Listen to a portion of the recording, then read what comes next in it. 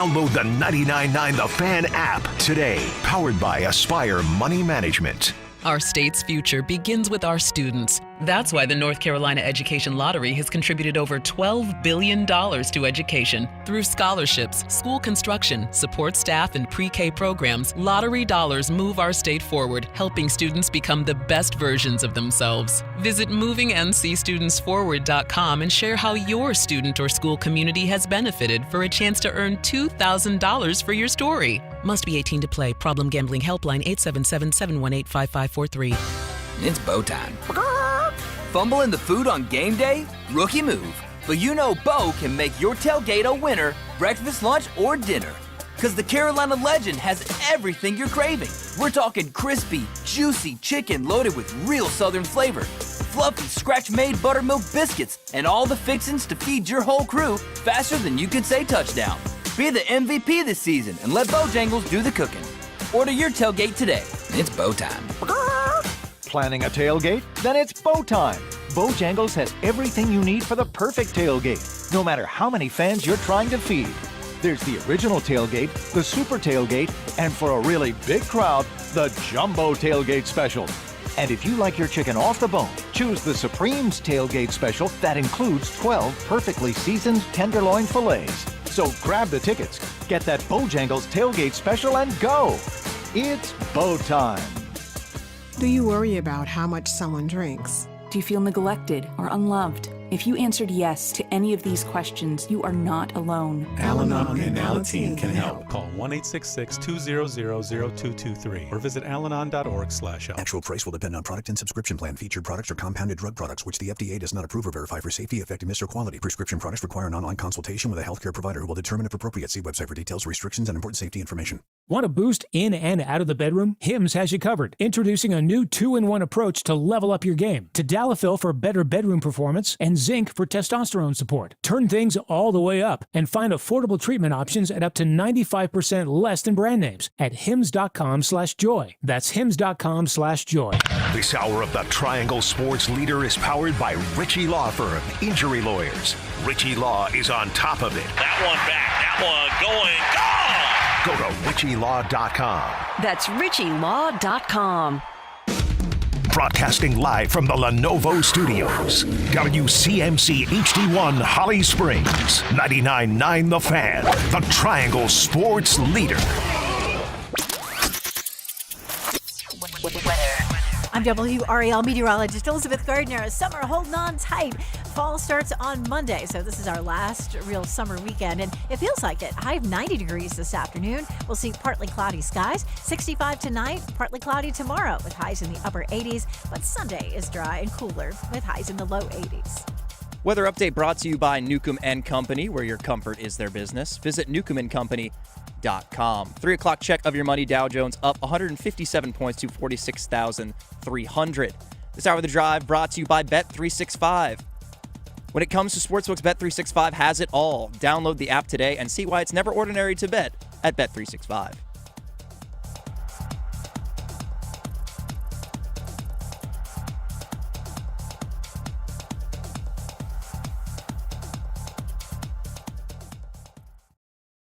Bryce in the pocket, steps up, eludes the rush, throws, end zone, caught, Adam Thielen, touchdown! He'll toss it that way to Hampton, and he is in. Touchdown, Carolina. Bailey, shotgun, snap left hashes, QB keeper, dives forward, touchdown. Bailey is third of the night. Cooper faces up with 5 and 4, drives Davis, spins, waiting, fades away. Oh, good. And hits! Game over! Series over! Sebastian! The Drive with Tim Donnelly on 99.9 The Fan. It's The Drive with Tim Donnelly on 99.9 The Fan. Dennis Cox sitting in for Tim Donnelly this afternoon, being joined here by Paul Ihander. Paul, we're at the Aluminum Company of North Carolina in Hamlin Road in Durham for their fall open house. They always treat us well when they come here, by the way. They do. They absolutely do. It's definitely an open house. I've never seen it this humming. It's humming around. Like, you walk into this building and there's, regular front doors. It's like, hey, how are you? The mats and stuff. And then you walk in and then you walk into yet another door. Yes. And you walk through this maze of doors and there are like service professionals everywhere. There are clients and customers everywhere. And then they entice you also in with some cashews and some treats and some soda and water. And it's like everyone's in this really good mood. And it feels like everybody's here to get something done. Yeah. Oh, and there's also a food truck with burgers. There's also a food truck with ice cream as well. So if you get a chance to come out here tomorrow, definitely the food trucks and all that stuff will be here. But we are at the Aluminum Company for their fall open house. They got prizes that they're giving away. They have gift certificates and drawings that you can enter. The only way you can enter is by actually showing up here on Hamlin Road in Durham. Don't worry, we'll be talking about that much throughout the day. But Paul, let's go ahead and get into the big three at 3.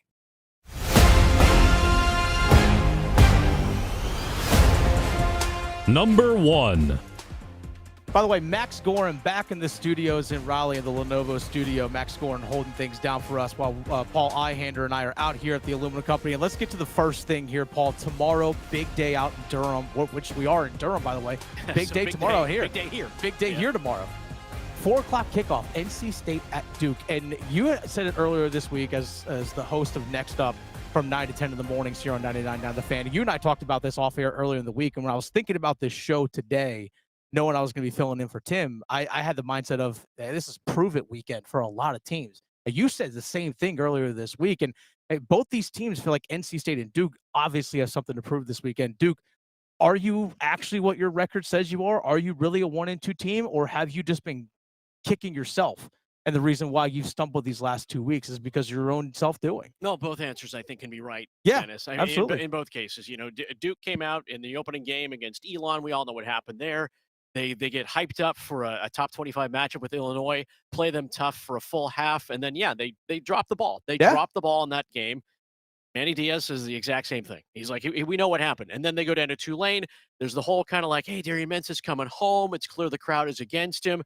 And they fall behind early. And they're forced to pass their way back into football games. And it's the one thing that Duke cannot afford to do against NC State.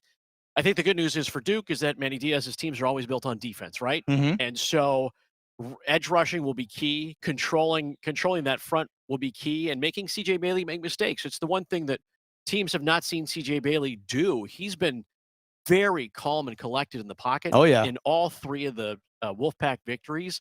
He's the one guy you got to rattle. Right now, it doesn't feel like he can get rattled. Yeah, he's poised beyond his years. Let's not forget, he's a true sophomore. He's a true sophomore. He's 19 years old. Yeah, he's a kid. And he has poise in the pocket that you even see sometimes NFL players struggle with. Now, obviously, NFL is a different level of football, but still, it's that mental side of things for C.J. Bailey regarding that is just, again, it's beyond his years. And we're going to dive more into this at 3:15, by the way. But to me, I want to see NC State prove that you can be a 60-minute team. Because we saw against ECU, their defense got up to a strong start. And again, in the ECU game. But the next 2 weeks, the defense in the first half was non-existent for NC State. But the second half was a complete turnaround.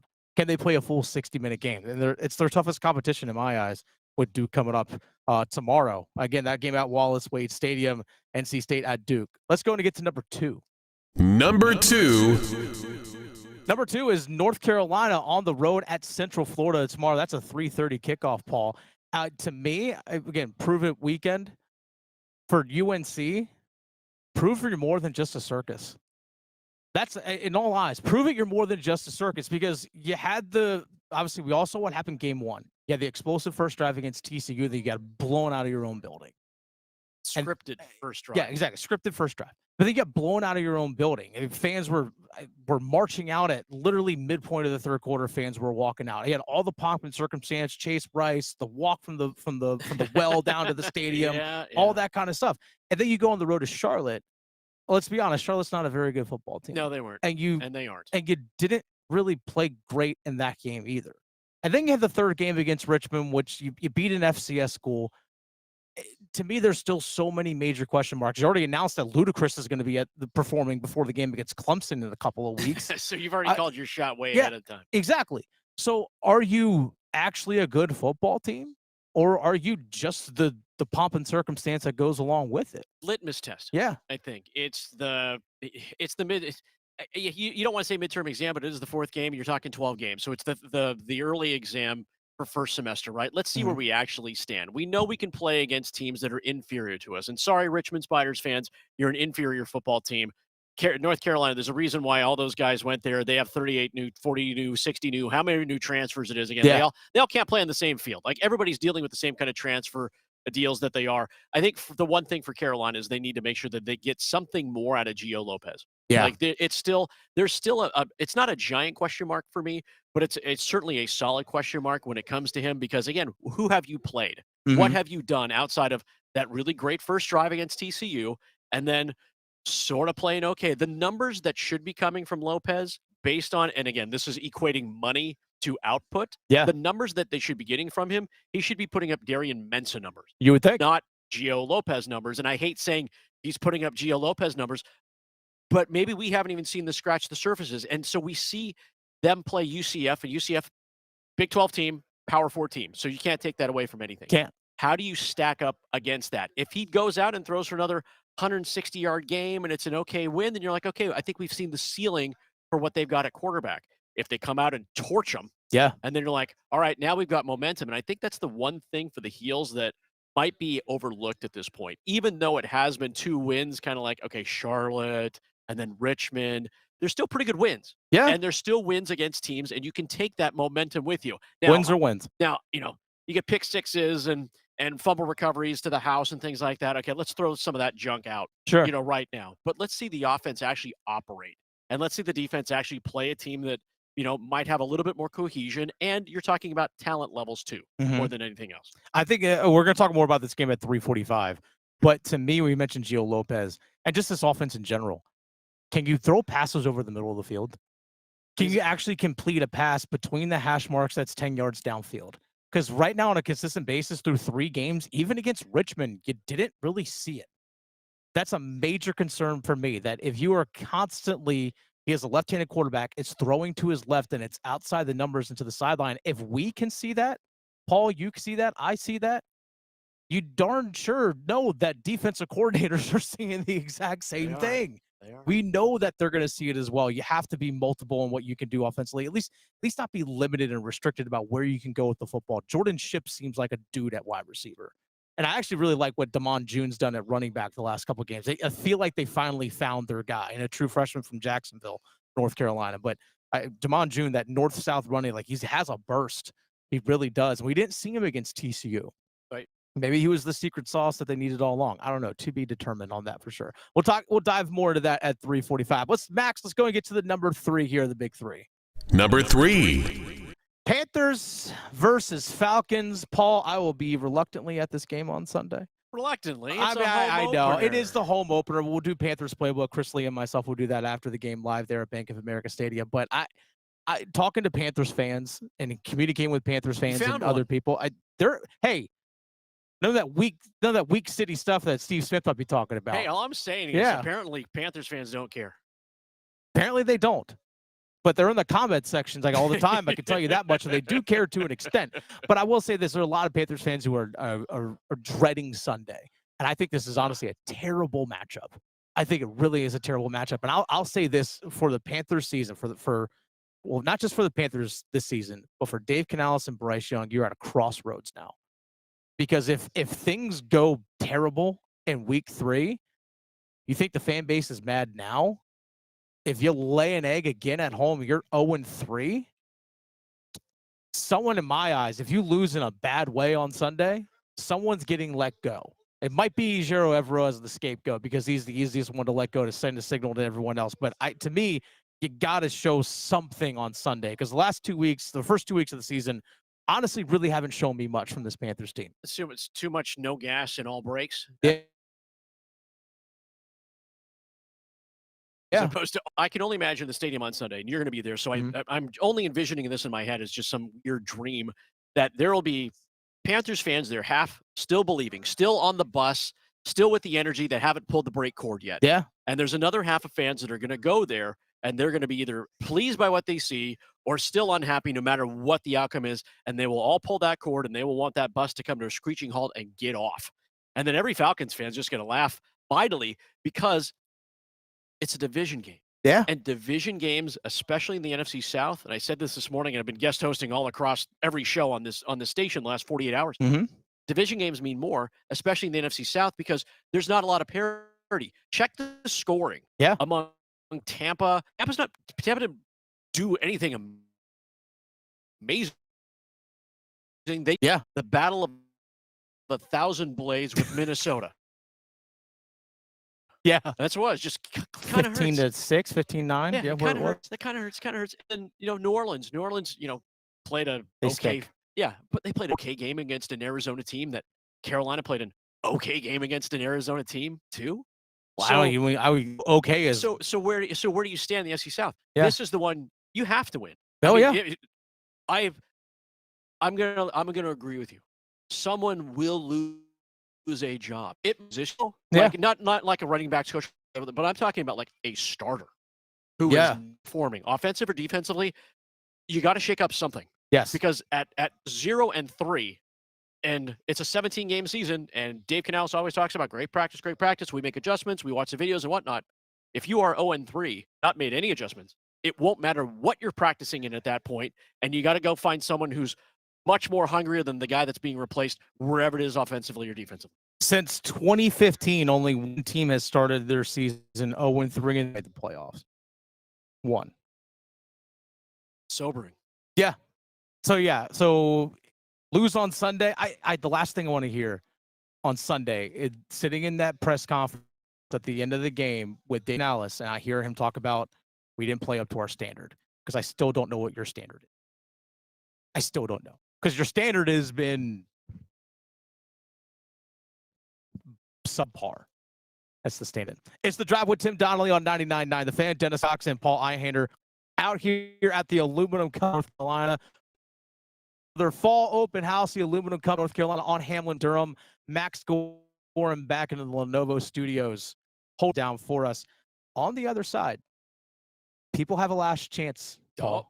People have a last chance for something special. We'll tell you about that. Hey, it's Dennis Cox from 99.9 The Fan, from my good friends over at Raleigh Weight Loss Center. I've been on the program at Raleigh Weight Loss Center for just over 6 weeks now. I've lost 35 pounds. 35 pounds lost thanks to the program at Raleigh Weight Loss Center, and the folks over there, they can help you as well. I know a lot of people get frustrated when it comes to dieting. Are you eating the right stuff? Or maybe you are eating the right stuff, and things just aren't working the way you expect them to. Through Raleigh Weight Loss Center, they'll get you on the right plan, but also you don't have to deal with any of the injections or shots, none of the side effects, no steroids or HGH. It's just you and your body doing the thing it naturally can do, which is burn off fat. And not only reaching that goal weight, but also maintaining that target weight as well. Give them a call, 919-897-7506, or visit RaleighWeightLossCenter.com. The phone number again, 919-897-7506. Set up your free consultation, RaleighWeightLossCenter.com. Results may vary. If you're 55 or older and into that whole saving money thing, T-Mobile has an exclusive phone and internet bundle just for you. Right now, get 2 unlimited phone lines plus 5G home internet for just $30 each per month with AutoPay, plus taxes and fees. And with 5G home internet, setup is easy with just one cord and no technician needed, which is great if you're also into that whole keeping it simple thing. Switch now and experience the best mobile network in the U.S. Visit your local store to start saving. T-Mobile, it's better over here. Based on analysis by Ookla speed test intelligence data Q4 2024 to Q1 2025, Ookla trademarks used under license. Unlimited on our network. Customers on voice plan may notice speeds lower than other customers, and further reduction if using more than 50 gigs a month due to data prioritization. Video streams and SD on this plan. Home internet pricing after $20 in monthly bill credit plus $5 per line without autopay. Debit or bank account required. See 5G device coverage and access details at T-Mobile.com.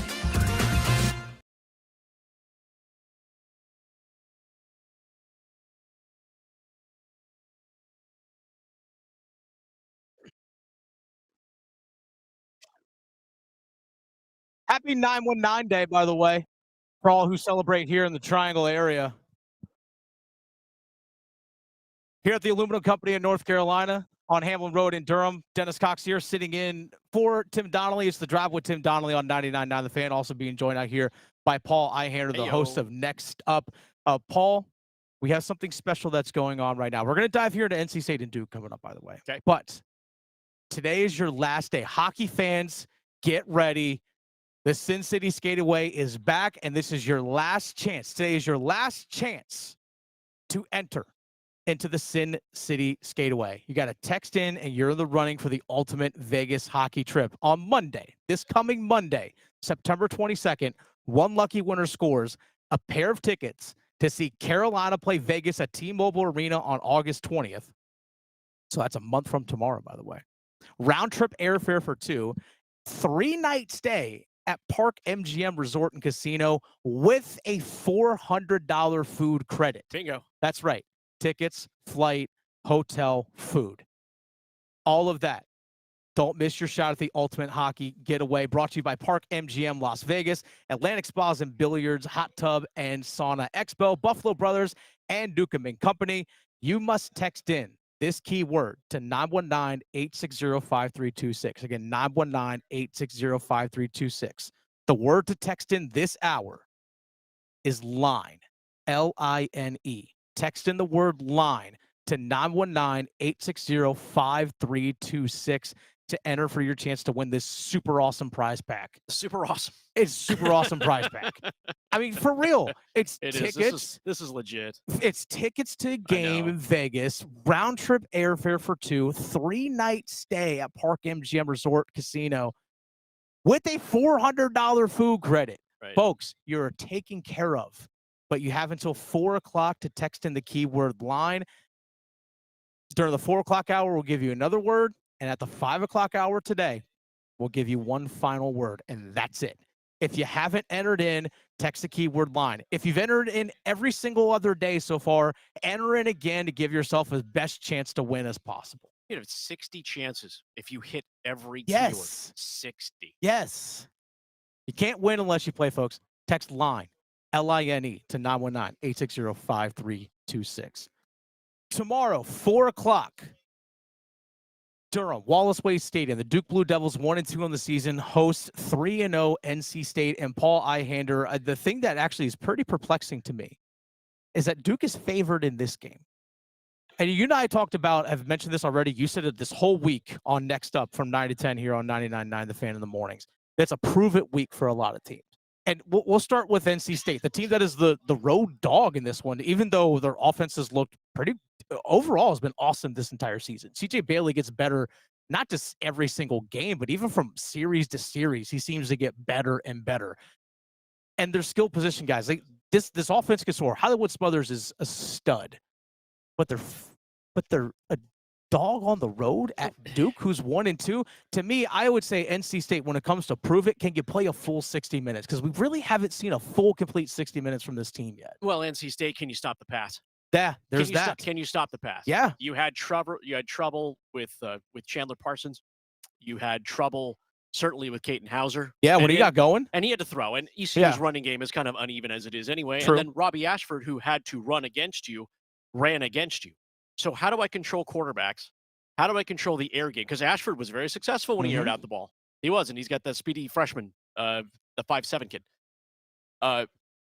Can you stop the pass? Yeah. And can you avoid Mensah, who's the #1 quarterback in the ACC right now?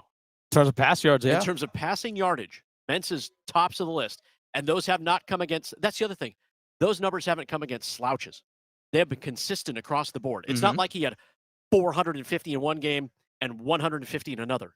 He's been above 300 3 consecutive games. Yep.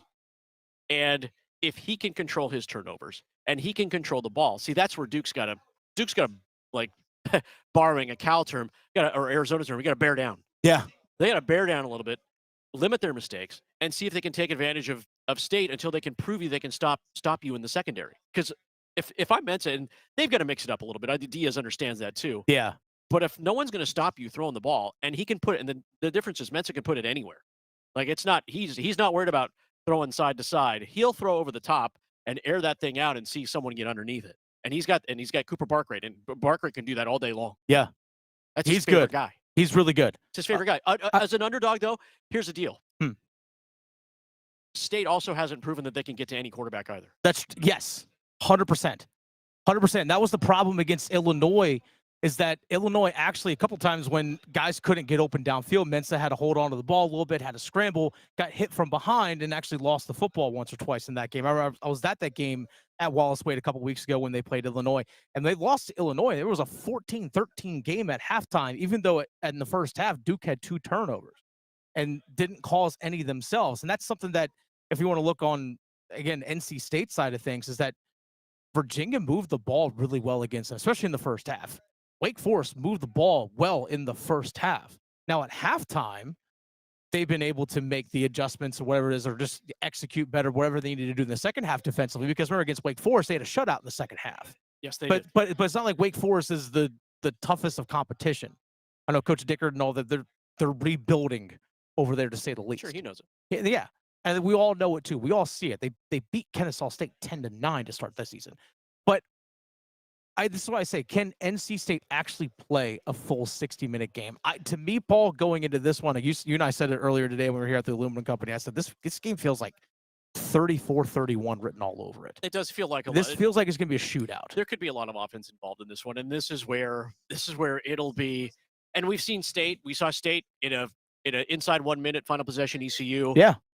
Defense bend but not break. Again, making the second half adjustments, DJ Elliott making things happen. Whatever it is at halftime that he says to them or lights the fire underneath their asses, they got to figure it out. Mm-hmm. Same way against Virginia. Making those plays against Virginia, getting that interception in the end zone to seal that game as well. I'm like, but luck will run out when it runs out. And right now, is it luck? Is it skill? I mean, they have 3 wins, and it's 3 wins against competition that no one is waving a hand at least I'm not. I haven't been. I'm like, ECU's a good football team. Virginia's, they've got plenty of offense. They're not the team that you kind of think you want them to be. Yeah. They're always just that kind of a team. And then Wake Forest, who you expected to kind of run through and run over, they go, well, wait a second. We have skill positions too, and we're not a mesh. We're not that slow mesh. Let's walk up to the line slowly and then make a decision. St. Sam Hartman in there. Yeah, right. They've got skill players too. Duke's got that same kind of bit, and this is where I'm truly conflicted, because you're right. I think you and I are on alignment on this one, mm-hmm. to where this could be. I mean, the over, I believe it's like 52. I'm already way over the top. I think it was 57 last time I checked. I'll go look that up. It real could quick, be over, though. but it's 2.5. It's a field goal game. Everyone's choosing pick'em on this one. Yeah. I think I think it's State's game to lose. Yeah, it's State's game to lose on Saturday afternoon. I don't care about the heat. Both teams got to play in the heat, so it is what it is. Yeah.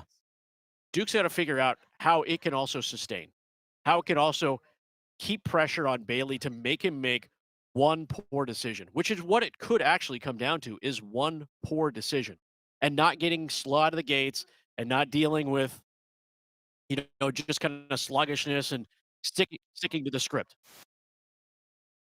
Sorry about that. I was looking up heard a little noise here. Sorry, I was looking up the over-under on this. 57.5. Oh, okay. 57.5 between these two teams. I think the thing for me when it comes to, like you said, NC State, it's theirs to lose. To me, it's shocking that they're the underdog in this game. I would not be surprised if Dave Doran's gone in the locker room like, hey, guess what? Everyone doesn't think you're good. You're 3-0. No one still thinks that you're good. You have 4 votes in the AP poll. 4 votes. No one thinks you're good, guys. Notre Dame's still ranked, and they have 2 losses. Yeah, they are. Now, granted, 2 losses to very, very good teams. Close. But I think this is also NC State has to prove, hey, you can beat a good team. Because in my eyes, Duke is a good team. I've seen them play in person. To me, they are a good football team. And this is also in the prove it side for Duke in this one. Prove you can't beat yourself. Let's be honest. Against Illinois, you beat yourself, and then you came out, and I think a lot of that carried over into that their 3rd game of the year against Tulane, and it kind of carried over, and they kept beating themselves. They haven't been able to cover anybody on the back end. No Terry Moore there in the secondary. He's still dealing with an injury from last year. Chandler Rivers has obviously been doing the thing that he's been doing, as in their secondary, but overall, their defense has been porous. Now, Vincent Anthony Jr. as an edge rusher can get to the quarterback, and I think that's where a factor can be in this. It's not like NC State's offensive line has been the best at protection this season. I think Vincent Anthony Jr. from Duke could be a guy that can wreak a little havoc there in the backfield. Maybe this is the time we see C.J. Bailey be vulnerable this year. Oh, Duke's vulnerable against the run. They are. Very much so. Very much so. I went and looked at it. Landon Clark, the Elon quarterback, ran and ran and ran. I was like, who's that guy? Well, BYU, the Tulane quarterback. Right. And so, Jake Retzlaff ran all over the top of him. Yeah. And so here comes Hollywood Smothers, I believe top 6 right now in rushing. Mm-hmm. in the nation. Yeah. And he hasn't slowed down. He's been getting better and better every single week. They're going to have to stop him just as much as they're going to have to figure out how to get to the quarterback. And so there's two different things at play here more than anything else.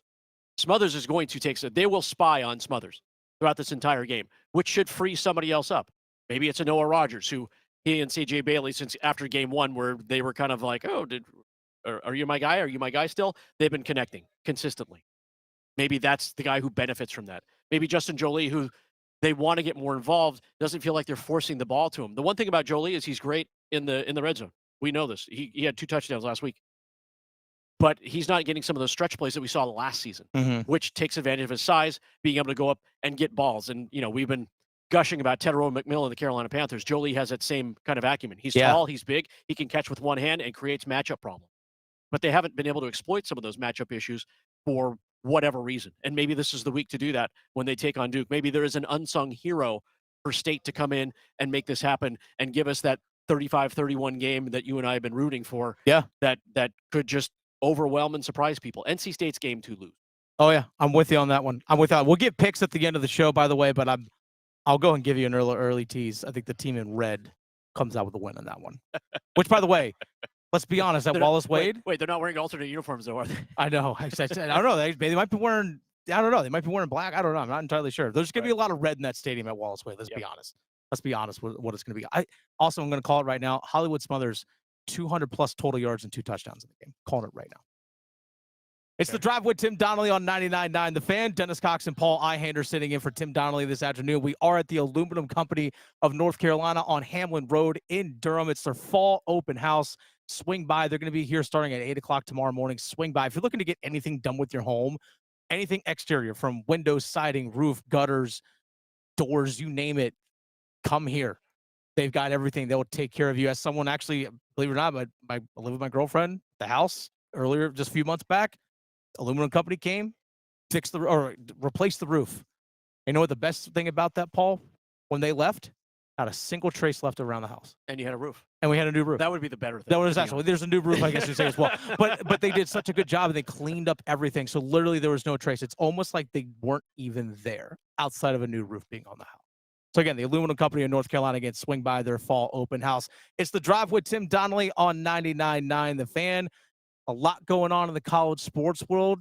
And Paul, it's time we give out some new members. We'll give some new names to put on the Dean's List next. All right, Dennis Cox here at the Aluminum Company in North Carolina, Hamlin Road in Durham for their fall open house, being joined by the owner and operator, Sammy Hanna of the Aluminum Company in North Carolina.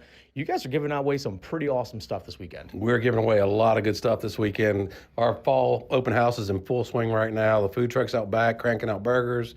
Got the ice cream truck out back, but we've got some huge giveaways. Gift certificates from $2,500 down to $500, $1,500, and $1,000 in between. And this is the second time I've been able to work it out. We're giving away 2,000 square feet of James Hardy party plank siding to homeowners. So we've got 2 drawings, one from the Aluminum Company and one from James Hardy to give away some siding. So please come out, just enjoy the day, educate yourself on any home improvement needs, have some food, break some bread with us, and put your name in the drawing. Come on out. Someone who's had work on their house from the Aluminum Company of North Carolina, I could say it's quality work. Come out to the fall open house, Hamlin Road in Durham, the Aluminum Company in North Carolina. We're out here 3 to 6 today. The Aluminum Company of North Carolina, Hamlin Road in Durham. What?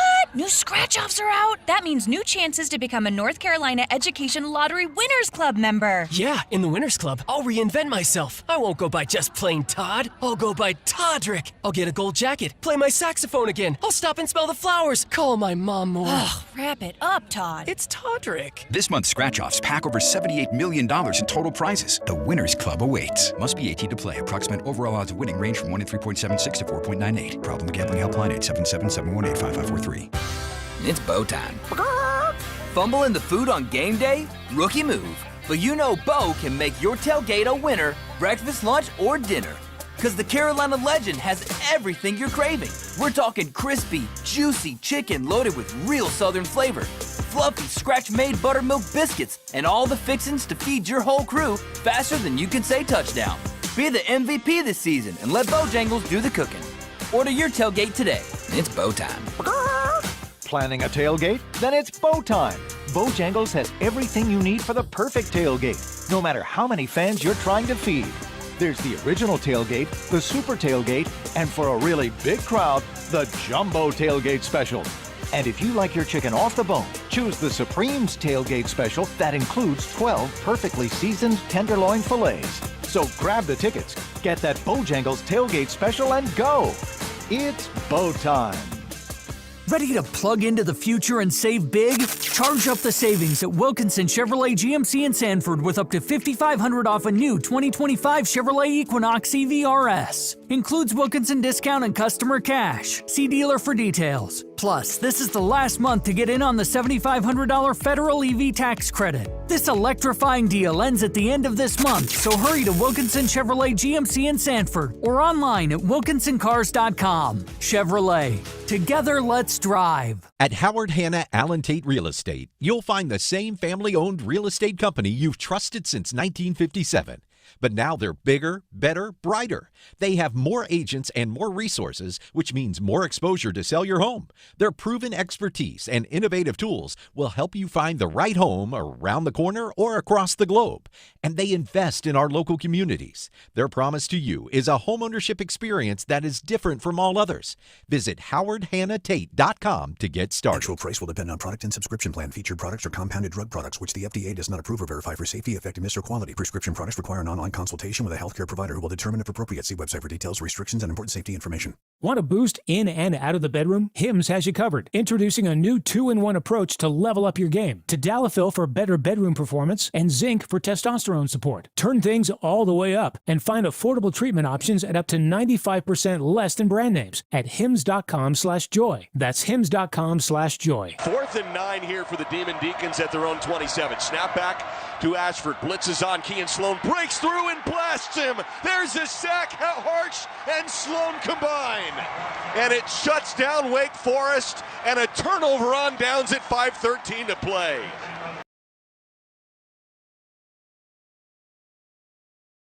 By the way, we're getting predictions in already.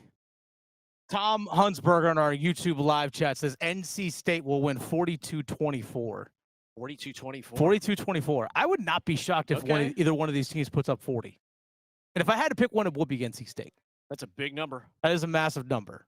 It's the Drive with Tim Donnelly on 99.9. The Fan, Dennis Cox sitting in for Tim Donnelly this afternoon, being joined by Paul Ihander out here at the Aluminum Company of North Carolina on Hamlin Road in Durham. It's their fall open house taking place today and tomorrow. They have food truck with burgers, which are delicious. Paul, you and I each have one. They're fantastic. So Angus beef. I know, delicious. They have an ice cream food truck that was here as well, serving out. They actually have this. It's a fried. They call it a fried chicken ice cream, where it looks like it's a drumstick leg. I'm going to explain this. So it looks like it looks like a drumstick, like a fried chicken, like chicken leg, but the inside where the bone is a pretzel stick. And then the meat portion is vanilla ice cream, but then the crunchy skin, like you would see on fried chicken, Frosted Flakes. So, are we just ruining fried chicken at this point? I mean, we're just trying to. It's kind of hard to ruin fried chicken, but I mean, I get it. I kind of get it. I guess. You know what? I'm all about trying different things. Oh, that's true. Hey, listen, I'm all about trying different things. And guess what? Here's the thing: we're talking about it, aren't we? We are indeed. It gets the people going. That's for sure. Different. There's people out there like Googling fried chicken. What is this Dennis Cox talking about? It's ice cream that looks like fried chicken, and I was told it was really good. Anyway, I've I'm on the weight loss journey. Things you know right what? now. There are chickens out there that are like, thank God. Yeah, no, for real, right? Like, oh, they made an ice cream of us. Excellent. I'm surprised they don't sell that at Chick-fil-A. There you go. They should. See, we're doing the marketing for the people. Right. We're doing the marketing for the people. Again, it's the Drive with Tim Donnelly on 99.9 The Fan. That's Paul Ihander, Dennis Cox here with you. Max Gordon holding things down at the Lenovo Studios back in Raleigh. At this time, every single day, we got to put class in session. It's time for the Dean's List. This is where we look around the college sports world, especially when we try and look locally. Maybe it's in the ACC or just in some way, shape, or form. We put people on the Dean's List. And Paul, the first person I'm going to put on the Dean's List, Angelina Napoleon of NC State. Does she have a complex? She might. I don't know. But NC State track star represented Team USA in the 3,000-meter steeplechase at the World Athletic Championships this past week. That is a rough event, by the way. First of all, running 3,000 meters is a lot. It is. Okay, and then do the steeplechase on top of it. Just climb over stuff and leap over stuff and try not to get into water. I did a Tough Mudder. I've done that a couple of times. It's a blast, but that's basically what you're doing. All right, let's call it what it is. Yeah. But she finished 9th overall at the World Championships. Also, was the top American in the race as well. That's awesome. So shout out to Angelina Napoleon. You were on the Dean's list. Great. On the Dean's list. Paul, do you have anyone that you want to throw on the Dean's list? You know what? I actually just have like the ACC. Okay, go on. The ACC. So the ACC did something to start college football season. They allowed to open up the door. They pulled back the velvet rope. Yeah.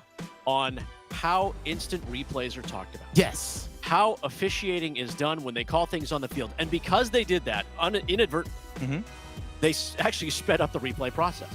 Yeah. Now, because of that, guess what?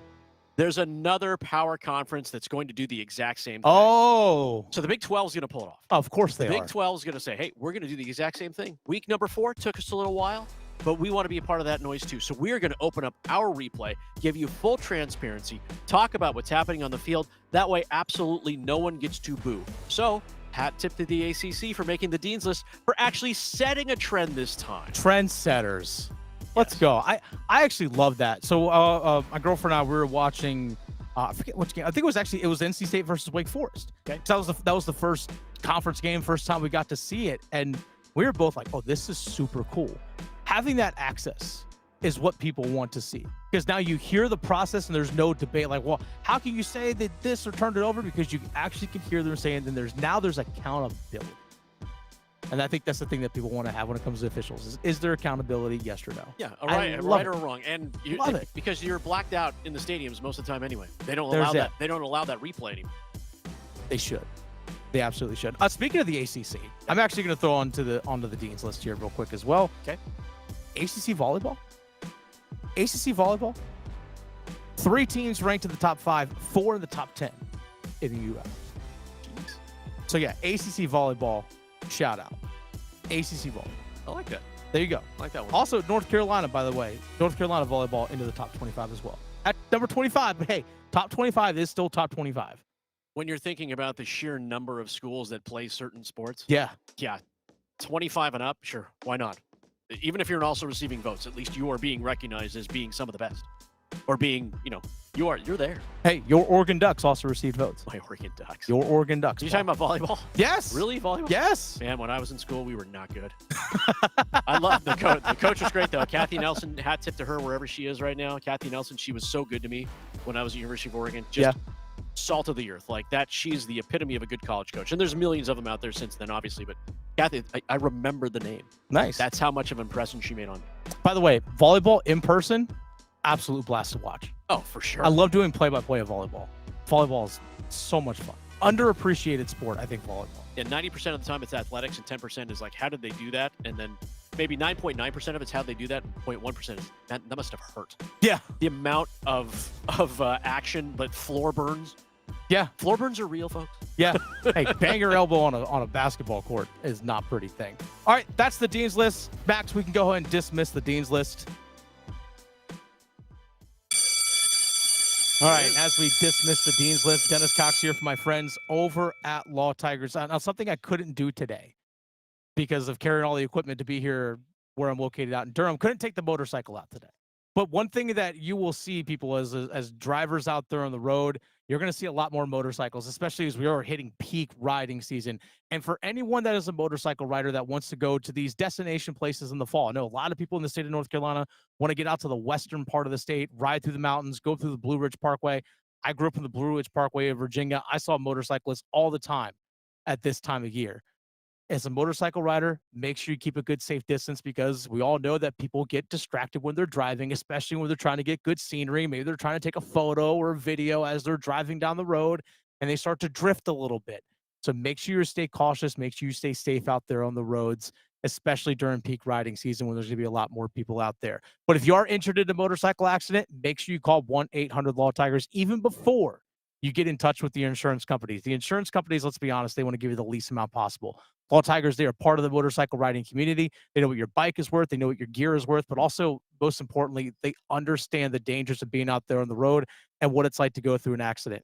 Your case evaluation is always free.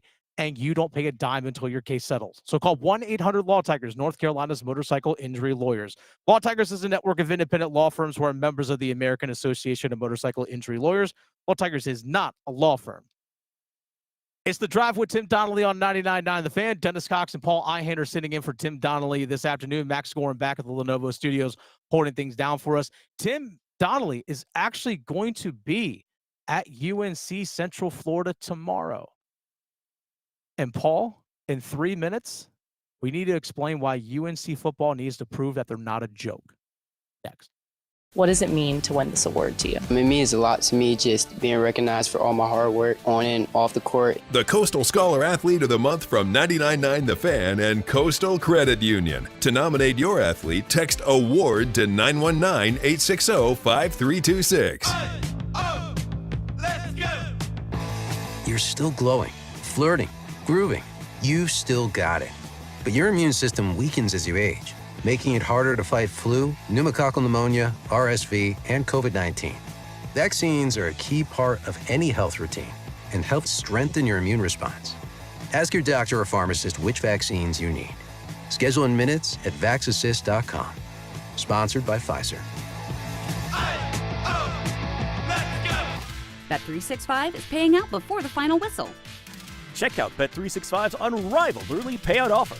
When you bet on a team to win and they take a 17-point lead, you get paid no matter the final score. Forget the final whistle and start counting that cash. Hold up. You get early payout on parlays, too. Download the app and see why it's never ordinary at Bet365. Gambling problem? Call 1-877-718-5543 or visit morethanagame.nc.gov. Must be physically located in North Carolina. T&Cs apply.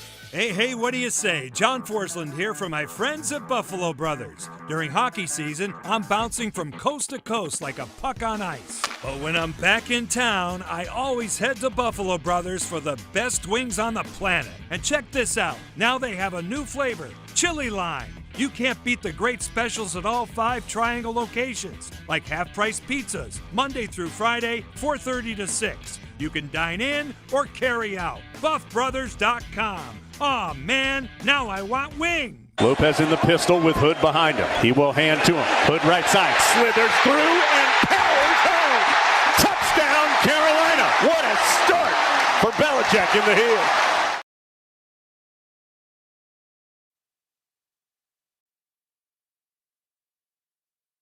You have about 15 minutes to text the keyword line to 919-860-5326. It's one of the final words that we have in our Sin City Skateaway here on 99.9 The Fan. For the Sin City Skateaway, by the way, next week on Monday, we will call the winner on Monday during the show to announce and tell them that, hey, you want a pair of tickets to see Carolina play Vegas at T-Mobile Arena on October 20th, and a round-trip airfare for 2, and a 3-night stay at Park MGM Resort and Casino with a $400 food credit. So you have about 15 more minutes to text in this hour's keyword, that is LINE, L-I-N-E, to 919-860-5326.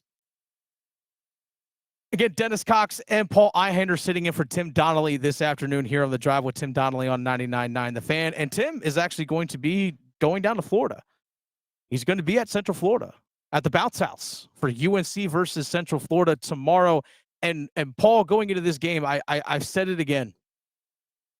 UNC needs to prove, in my eyes, that this program needs to be taken seriously.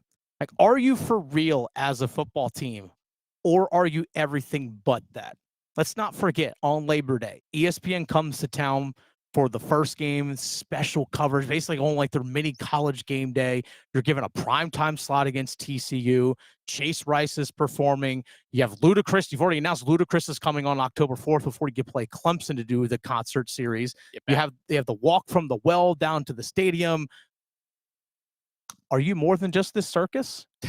Like, I mean, honestly, because you go down to Charlotte, you kind of, let's be honest, Charlotte's not tough competition. No, they aren't. And Charlotte actually dropped a couple touchdown opportunities that they had, especially I remember one on fourth quarter where Connor Harrell had a roll out to his right, threw one into the end zone. The receiver actually got a half step of separation, just didn't come up with a catch, which would have been a touchdown, which would have closed the gap.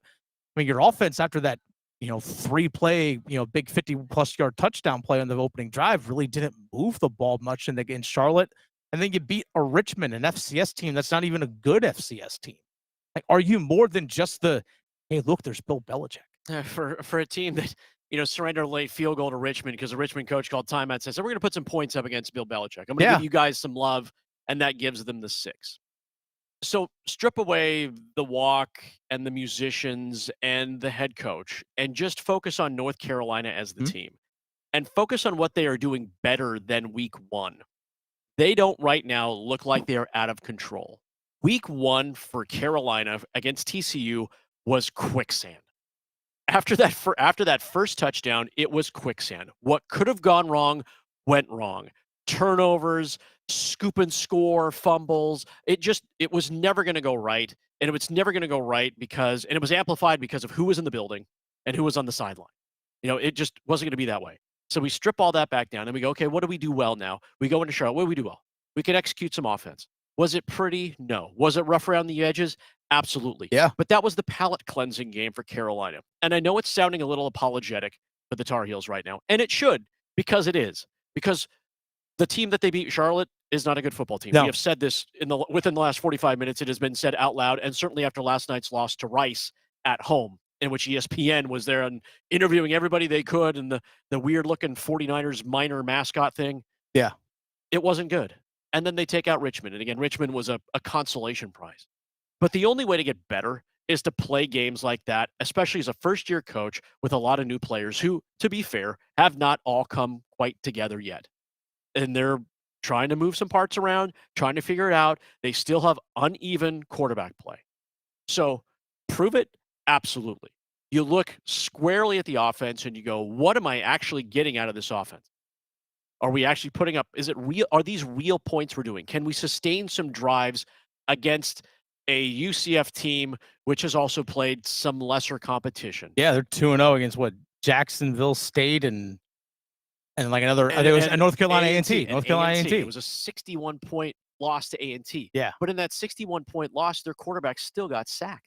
Their starting quarterback still got sacked.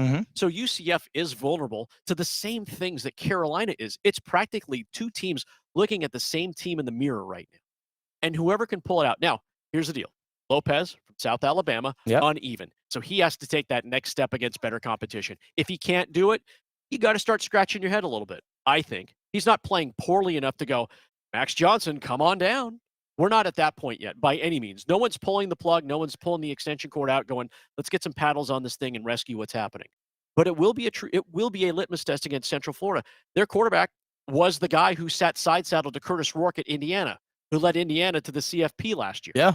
He's now come in there. He's not turnover prone at all. And he's also played against kind of some junk competition. So he's got something to prove just as much as Carolina does too. Yeah, I think this is more of a rock fight than the last game we were talking about State and Duke. Absolutely. I talked way too long there. No. You have a headset for a reason, Paul. The thing about this game, like you mentioned it being a rock fight, this could be a 20-17 type final score. That's a fair rock where fight. there's literally one punt in the game because of the turnovers and people trying to go for it on fourth down in plus territory at the 42-yard line type deal. Like that's the game we might be looking at on Saturday between UNC and Central Florida. And you mentioned Gio Lopez. I think the thing he needs to prove is, are you more than the limitations that you've shown so far? Because let's be honest, the offense as a whole has been subpar at best. I know Tim Donnelly brought up the stats earlier this week in terms of first downs and first down percentage of an offense. They're literally in the hundreds. Like they're out of the top 100 in the entire country in terms of FBS football, in terms of how often they get first downs. So we're not talking about, you're like 8th in the ACC. We're talking that you're below a lot of teams that are FBS competition. But outside of opening drives that you had against TCU, and again, that 3-play drive we mentioned earlier against Charlotte, the offense really has sputtered. But the biggest thing that I want to see from him in terms of progress and what he can prove is that you rarely see passes from him in the middle of the field. I remember I talked with Tim about this last week or earlier this week, and he went back and watched all of Gio Lopez's throws, and he kind of did like a little mini, scratched out a throw chart. And he's like, yeah, you're right. there's a lot of passes that are just outside the numbers and to his left. Now, he's a left-handed quarterback. Sometimes you just have a tendency to go to where your dominant hand is. But so much of their passing game has been down the left sideline, out to the left, maybe a bubble screen. There's nothing in the middle of the field that's 7-8 yards downfield where one of your tight ends, one of their tight ends happens to have the last name Cox. I'm like, throw him the ball. He'll do something. But you don't see it, Paul, where you just passes in the middle of the field or even to the right. You don't see a complete passing game from them. And that's something I want to see from Gio Lopez and just the offense under Freddie Kitchens. Can you prove that you can be more than just the limitations you've shown so far? Because as you and I mentioned earlier at the top of the show, if we see it, we damn sure know that the defensive coordinators and head coaches for the other teams are going to see it. You know Scott Frost is going to see it. They're going to pick apart that film way more than what we've seen our eyes. So that's something that I want to see in terms of prove it from North Carolina as well, is that obviously can you be a competent football team in year one under Bill Belichick? And Gio Lopez, you got paid all this money to come in and be the guy at quarterback. You can't be this limited in terms of their offense. The two teams, the Knights and the Heels, they are staring at each other. They're the same team because they both have the same, very similar questions offensively, and certainly the same way with defense. Steve Belichick's defense, I mean, it was 35 points that gave it to TCU, really. It was 35. And 13 against a garbage Charlotte team, 7 against a Richmond team. Maybe this is the actual test for them. This is that actual first semester test that they go, okay, where do we actually stand? Can we get pressure on a quarterback? Can we stop a run? Can we? Because the teams that they're facing haven't posed those kinds of challenge. TCU was like the one that you have to wipe away off. It's the mean, median, and mode, right? For you math people out there. Yeah. You're taking that one oddball one and you're throwing it out. And that happens to be TCU. But I don't know if I can strip away Richmond, or I don't know if I can strip away Charlotte. One of the two. So I have to look at UCF and go, this is what I'm staring at. This is what's going to show me what I'm truly, truly made of. Can I stop anything out there against competition that should be relatively on par from where we're at? Rock fight might be the nicest way to put this game between these two teams. And Carolina's not favored. It's 6.5, which is a weird number. I think I even saw it at 7.5 at one point. And so there's a lack of faith right now in Carolina. Absolutely. I would love to restore that for the Heels. But to restore that requires a lot of the answering the questions that you and I have been bringing up over the past few minutes about. It still feels like it's this unknown commodity until they play for someone real. And the problem is, if UCF isn't real and they go into a bye week, they face Clemson. And that's about as real as it's going to get. And I don't care what you say about Clemson and Dabo Swinney and whatever that team's at. That becomes really real. Oh, yeah. 7.5 is the line now. Oh, my goodness. 7.5. Central Florida. By the way, the over-under in that game is 46.5. I may hammer the under. Fingers? Yeah, hammer the under in that one. That's what I feel in that one. But it's just, you mentioned Steve Belichick and that defense. I don't know if they're any good.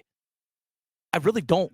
Because if you want to give him a pass somewhat for that week one game against TCU, because new coach, new system, new players, all that kind of stuff, everything's new. You don't have a preseason game or a scrimmage against anybody. I was at that game, that Monday night game against TCU, and you see all these communication issues in the backfield and the secondary and all that, like trying to figure out where guys are lined up. But then you play two lesser competition teams. I still don't know if you're any good or not. Prove it that you are. But ultimately, can Bill Belichick prove that, hey, we're more than just the media circus of everything else that's going on around us? Yeah. Can we actually be a good football program? Can you actually prove that you actually are taking UNC football in the right direction? Well, they have 2 wins.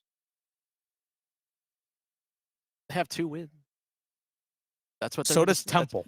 That's what they're gonna say. They have 2 wins, Dennis. So does. What Temple. more do you want? Good question. Good question. I just want to see them be competent.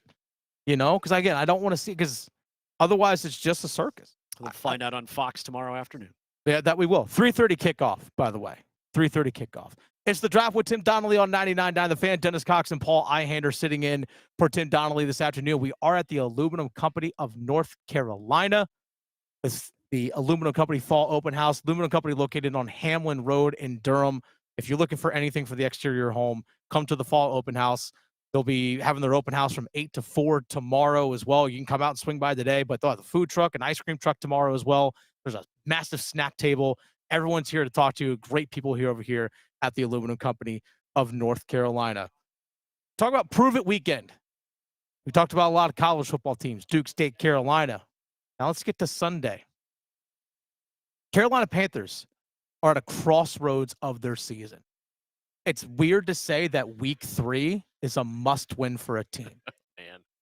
But that's where we are with this franchise. We'll discuss that football at 4 coming up. Dennis Cox here at the Aluminum Company in North Carolina. It's the Fall Open House. Hamlin Road in Durham is where you can find the Aluminum Company in North Carolina. It's being joined by the owner-operator, Sammy Hanna. Sammy, when people come to the Aluminum Company in North Carolina, I can speak from experience. The customer service is amazing. Well, Dennis, and I appreciate you saying that. I mean, obviously, we take pride in our customer service. That's why we've got almost 900 Google reviews. We've got a 4.8 on Google. I mean, you don't find too many home improvement companies that are local. We've been in business since 1961 here in North Carolina. And obviously, we need our word of mouth. So we're going to take care of our homeowners from the beginning to the end and even afterwards. When you have issues down the line, we're a phone call away. Nowadays, with all this AI coming up, you got AI people answering phones and computers answering phones. You're going to always get one of my people when you call the company. Come to the Fall Open House of the Aluminum Company in North Carolina. They got awesome giveaways, including some hardy siding that possibly you could win as well. Come to the Fall Open House of the Aluminum Company in North Carolina. Fall Open House, Hamlin Road in Durham, the Aluminum Company of North Carolina. Our state's future begins with our students. That's why the North Carolina Education Lottery has contributed over $12 billion to education. Through scholarships, school construction, support staff, and pre-K programs, lottery dollars move our state forward, helping students become the best versions of themselves. Visit movingncstudentsforward.com and share how your student or school community has benefited for a chance to earn $2,000 for your story. Must be 18 to play. Problem Gambling Helpline 877-718-5543. Ready to rule the road in a brand new 2025 Jeep Grand Cherokee L? It's the Drive into Fall sales event at John Heister Chrysler Dodge Jeep Ram in Lillington. And you can take up to $11,000 off MSRP. That's right, luxury power and legendary Jeep capability for up to $11,000 less. See dealer for details. John Heister has the largest inventory and best selection in the area to choose from. So get off your keister and get to Heister today. John Heister Chrysler Dodge Jeep Ram in Lillington. I'm attorney Brian Ritchie. Workers' comp can be tricky, but my law firm will be on top of all the complicated paperwork and sneaky deadlines so that all of your I's are dotted and T's are crossed. If you've been hurt on the job, I'm on top of it. Contact us at richielaw.com. Broadcasting live from the Lenovo Studios. WCMC HD1 Holly Springs. 99.9 The Fan. The Triangle Sports Leader. I'm WRAL meteorologist Elizabeth Gardner. Woo, a toasty afternoon out there. It's a little more humid than it was yesterday, a high of 90 degrees, and we are past our average last 90-degree day of the year. 65 overnight tonight, and tomorrow's hot too with a high of 87 under partly cloudy skies. A little bit on the humid side, but we're cooler on Sunday with a high of 82. Weather update brought to you by Newcomb & Company, where your comfort is their business. Visit newcombandcompany.com. 4 o'clock check of your money. Dow Jones up 179 points to 46,321. This hour of the drive brought to you by Bet365. When it comes to sportsbooks, Bet365 has it all. Download the app today and see why it's never ordinary at Bet365.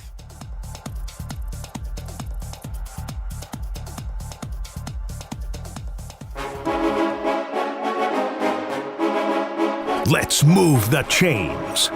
Time for football at 4. It's the drive with Tim Donnelly on 99.9 The Fan. Dennis Cox and Paul Ihander sitting in for Tim Donnelly this afternoon. We're at the Aluminum Company of North Carolina for their Fall Open House. Swing by here on Hamlin Road in Durham. If you're looking for anything for the exterior home, maybe it's a project you might be looking into, maybe getting done early in the spring next year. You're something you're looking forward to down the road. Go ahead and at least bring, it's free to come over here and talk to people. Yeah, undeniable. It's great people. They'll obviously bring pictures of your home or whatever it is that you might want to get done. Swing over here to the fall open house. Dennis, I've never seen so many smiling faces, but also Yeah. really intense conversations about doors and windows. Yes. People take this stuff really They seriously. really do. I mean, it's your home. You should take it seriously. So Right. yes, I 100%. Wow. 100% support that. And hopefully we can hopefully by the end of Sunday, by 4:15 on Sunday, we can say we can finally take the Carolina Panthers seriously. Because that's something I'm hoping to see. Chris Lee and myself will be out there for our podcast, Panthers Playbook, which you can watch on 99.9 The Fans YouTube page. Make sure you download and subscribe. But when we do our post-game at Bank of America for Panthers Playbook, I hope that we can say, all right, at least we can feel like finally this season, this Panthers team is moving in the right direction. We talk about how this is a prove-it weekend in the state of North Carolina for a lot of teams. And for the Carolina Panthers, prove that you are what you say you are, or claim that you want to be, in terms of a franchise that wants to be physical, known for its principles and all of its blah, blah, blah that Dave Canales wants to spill out. But prove that especially Dave Canales, prove that you have this team actually going in the right direction. Bryce Young, prove that you actually have this offense going in the right direction. That's what I want to see on Sunday from this team, because through 2 games, I think a lot of Panthers fans, Paul, will be resigned to the fact that, we're probably going to be a 6, 7, 8 win team this upcoming season, but we want to see improvement. We haven't seen that yet through 2 games. Not at all. Prove that you actually are what you believe and have conviction in what you say you are. Because right now, no one's seen it, if we're being honest. Do you want to believe or do you want to hope? I think it's a good question. That is there's a difference. There's a big difference. And you're talking to the guy and you're listening to the guy right now who placed a preseason bet on the Carolina Panthers last season on Bryce Young. And it did not pay off. And for myself and many others who follow the Panthers, and if you're a true Panthers fan, I've got Panthers in a box for myself. Mm-hmm. I had to stare at that all season long. Yeah. And because of that, I didn't make the same bet this year, because I wasn't about belief. I was more about hope. Yeah. And I think for a lot of fans, they fall into those 2 categories. They want to believe that this is a team that they can get behind, that plays well, that head coach Dave Canales says finishes plays. Mm-hmm. Finish plays on offense, finish plays on defense. It's exhausting listening to Dave Canales talk about finishing plays, because it's now been 2 games where 75 to 80% of the time they've been unable to finish plays, except for Derek Brown. Derek Brown's throwing dudes around. Yeah. He just has no help. He's not getting any help. Derek Brown's biggest job, clog up the lane. You need liquid plumber to get him out of there. Yeah. And he's just ragdolling dudes left and right. You run at me, forget Good luck. that. Yeah, good luck. So guess what they're doing? They're going around him. Mm-hmm. They're going around, and they're finding ways to get around him. And quarterbacks are finding ways to get around him. Because now that they don't have to deal with him, they're going to deal with what else is there. And there's the belief by fans, hopefully, that this team's defense will be better than last year's defense. Mm-hmm. They hope that defense exceeds the expectations that were so low, yet built up so much in the preseason, and it just hasn't come true again. We're waiting for big plays. I heard Tim Donnelly say the other day, we're waiting for a defensive play that creates swagger. That there's a defender out there that creates swagger. And we've seen glimpses, the J.C. Horn interception, The right? heck of a play. The one-handed. That was a super play. That will be on the highlight reel when we all buy the 2025 Carolina Panthers DVD year in review. But you don't want that to be the only play. Yeah. And now that you've suffered an ugly loss to Dave Canales' a friend in Liam Cohen, and you go to Arizona and you go, man, we're playing from behind the entire game. Yep. And we had to make it exciting right at the end. And then when it came to the end, you had the most questionable play calling of all time in terms of trying to do what you designed yourself to do, which is control the football and find your playmakers. And you did neither one of those things. Nope. And so now you come into a division game, division game against Atlanta, who took care of Minnesota. That's the nicest way I'll put it. You don't need any other examples. They took care of Minnesota. And now they hit the road in a division game in which earlier this year, not even last year, earlier this year, You heard any Schroff, and we use it in our little opens and things like that. 1, 2, 3, 4, 5. He's talking about Bryce Young. Yeah. And everyone's thinking that's the carryover game. That's the game that's going to push us in to this first game and the second in this first half of the season. And we believe that was going to happen. Yeah. And it didn't happen. Didn't happen. And so now they have to prove to everybody. And when they walk into the bank and you walk into the bank and Chris Lee walks into the bank and you guys enjoy whatever it is on a beautiful Sunday in Charlotte, you're going to walk in there hoping that they come out in some semblance of what you've all wanted to believe that they are. Yep. That they are a ball control, run first team that sets up our play actions. I mean, you've heard it. You can hear it in your head. You hear Dave Canales in your head, and he's smiling at you when he says it. And you're like, I want to believe that guy.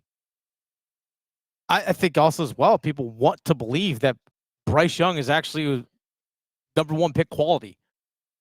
Because I don't think we've seen it in glimpses and moments here and there, but otherwise, for the most part of his career, we have not seen it yet. We just simply haven't. People, hey, this guy was a number one overall pick. I hope this thing works out. Yeah. But we have not seen that yet, especially look at the first 2 games, 5 turnovers. And let's also not forget 2 turnovers that got called back from defensive penalties that had nothing to do with the play. Let's not forget that he had that pick 6 against Jacksonville as well, but there was a penalty. So guess what?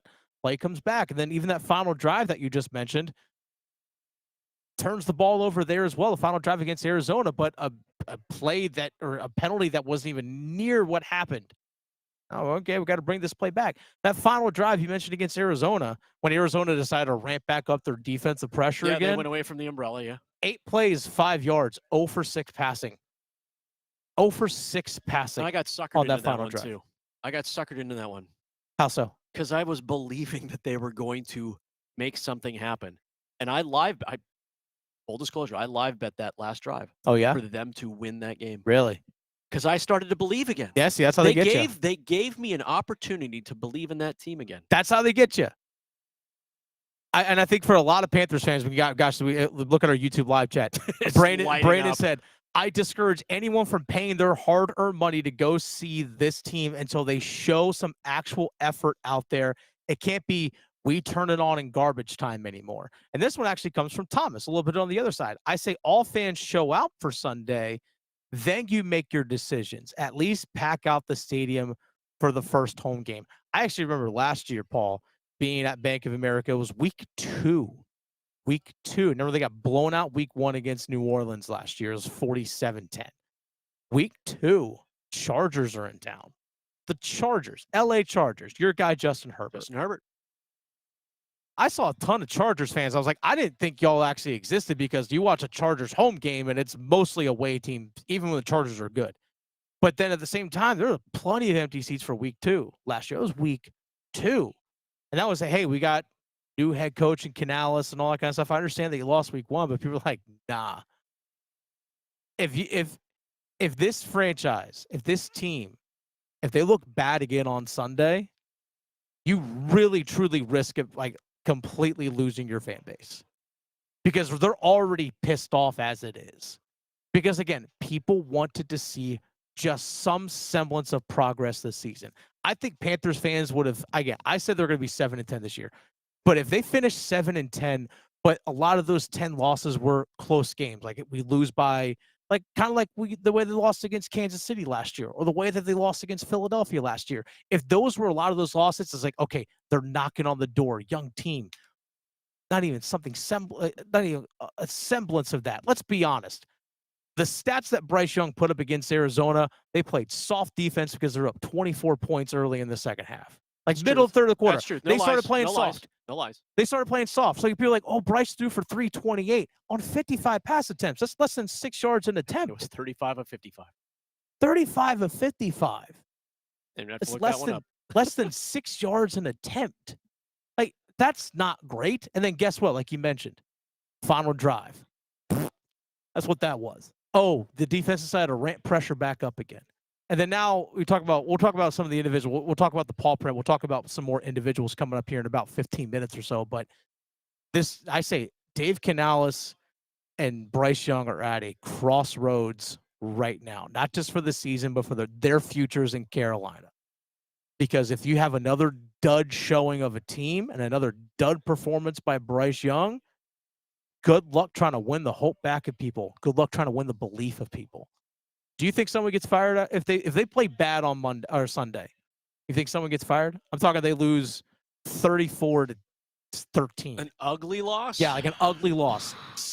I would not be shocked if it's an ugly, bad loss and the defense looks bad. I would not be shocked if Dave Canales says, I got to send a message to everybody and Ejiro Evero's gone. I don't think it goes that far, but I tell you what, if it's 13 points and it's 34-13, if Dave Canales is calling plays next Sunday, forget it. Turn the playbook over to Brad Idzik. He's the offensive coordinator. Let him take it. And Canales has fallen on the sword a couple of times already this week, to be fair. Yeah. But it's pretty clear that the play calling, and he even said it Monday after that last drive too against Arizona, is like that those choices have kept me up. And I'm like, those choices shouldn't keep up an NFL coach. No. You're an NFL coach. I don't care if it's first year, second year, third year. I'm assuming the tutelage at some point under Pete Carroll was a thing, and it wasn't just all about sayings and jargon and philosophies that we steal, that it actually means that I'm a pretty decent head coach. I'm not questioning Dave Canales' desire to be a head coach. Oh, yeah. But maybe he's taken on a little bit too much, and it has to start somewhere. I would say turn the play calling over if it ends up being a 34-13 kind of thing, because he can't do both. That was my concern for him when he came to Carolina, because he only had 1 year as a play caller. Now you're taking on the duties of being a head coach. I hope it doesn't turn into what we had a couple years ago when it was Frank Reich.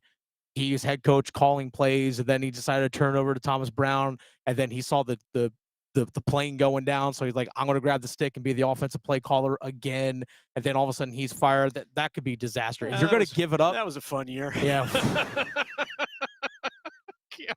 Man, I thought I had buried that one. I know. We all tried to. We all tried to. Yep, that first pick in the draft just went to someone else. It's the Drive with Tim Donnelly on 99.9 The Fan. Dennis Cox and Paul Ihander sitting in for Tim Donnelly this afternoon. Max Gordon holding things back down at the Lenovo Studios in Raleigh. We're at the Aluminum Company of North Carolina on Hamlin Road in Durham for their fall open house. We'll be talking about that more in just a bit. We're going to talk a little bit more Panthers here coming up, but on the other side of this break. So don't go far, folks. We have the next key word in our Sin City Skateaway. You don't want to miss it. Next. It's the fall open house at the Aluminum Company in North Carolina. Dennis Cox here with you, being joined by Ryan Monsine of the Aluminum Company in North Carolina. Ryan, when people come here for the fall open house, what can they expect? They can expect great ice cream. Nice. I can tell you that right now. And they can also expect great home improvement advice and an experience with the Aluminum Company in North Carolina. Whether it's windows, siding, doors, roofing, gutters, the Aluminum Company is a one-stop shop where you can not only get good ice cream, but you can get good quality service for all your home improvement needs. And quickly, some giveaways as well. Absolutely, yeah. We give over $2,500 in cash prizes out for your benefit with the Aluminum Company in North Carolina. So come to the fall open house, the Aluminum Company in North Carolina, Hamlin Road in Durham, today and tomorrow. So again, swing by the Aluminum Company in North Carolina. Ryan, thanks for your time. I know I'm looking forward to the ice cream. I'm going to go grab some right now. Absolutely, me too. All right, it's the Aluminum Company in North Carolina, the fall open house today and tomorrow, Hamlin Road in Durham. Evan, Canty, and Michelle are unsportsmanlike. Let's not jump out of the window and judge the Commanders or the Lions based on what we saw from them against the Packers. I just think the Packers are such a good football team. There is no weakness. They traded Kenny Clark. We thought their run defense was going to take a hit. Nah, dog. This Packers defense is pitching shutouts. Mornings from 6 to 9 on 99.9 The Fan, the Triangle Sports Leader. Hello, I'm John Heister for the Heister Automotive Group. And you know, we're constantly looking for ways to serve you better. One of the ways we do that is with something we call a Go-See. And that's where you select a vehicle from our inventory, and we have thousands, and we get one of our product specialists to bring that vehicle to you at your convenience. How do we do that? Well, it's simple. We have a group of employees that are evaluated based on the number of presentations they do. They're glad to do it. So it's just one more way we get off our keister and bring Heister to you. How Hi, it's me, Flo, here to tell you that with the Progressive Home and Auto Bundle, you get 24/7 protection, so you're covered no matter where the day takes you. Even I added too much water to the pizza dough day? Yep. How about getting a call from my daughter to pick her up at the airport because her boyfriend is unreliable day? Especially that day. What about finding out that one of my pipes suddenly burst in my basement day? Progressive has every day covered 24/7 with a Home and Auto Bundle. Also, you have a lot of bad days. Oh no, that was all the same day. At least you're covered with Progressive. Progressive Casualty Insurance Company, affiliates, and other insurers. Not available in all states. Wesley Financial Group is not a law firm, and Chuck McDowell, definitely not an attorney. This is Chuck. If someone talked you into buying something really silly, and you want to get out of that silly little thing, my advice, get the facts. Call me, and I'll send you our timeshare exit kit absolutely free. Inside, you'll learn how timeshare works and all your options for cancellation. Call Wesley now for your free exit info kit. 800-486-9600. That's 800-486-9600. Hey, it's Dennis Cox from 99.9 The Fan from my good friends over at Raleigh Weight Loss Center. I've been on the program at Raleigh Weight Loss Center for just over 6 weeks now. I've lost 35 pounds. 35 pounds lost thanks to the program at Raleigh Weight Loss Center, and the folks over there, they can help you as well. I know a lot of people get frustrated when it comes to dieting. Are you eating the right stuff? Or maybe you are eating the right stuff, and things just aren't working the way you expect them to. Through Raleigh Weight Loss Center, they'll get you on the right plan, but also you don't have to deal with any of the injections or shots, none of the side effects, no steroids or HGH. It's just you and your body doing the thing it naturally can do, which is burn off fat. And not only reaching that goal weight, but also maintaining that target weight as well. Give them a call, 919-897-7506, or visit RaleighWeightLossCenter.com. The phone number again, 919-897-7506. Set up your free consultation, RaleighWeightLossCenter.com. Results may vary. Bryce again in the gun, takes the snap, looking right, rolling to his right, throws, right corner of the end zone, touchdown catch by Hunter Renfrow.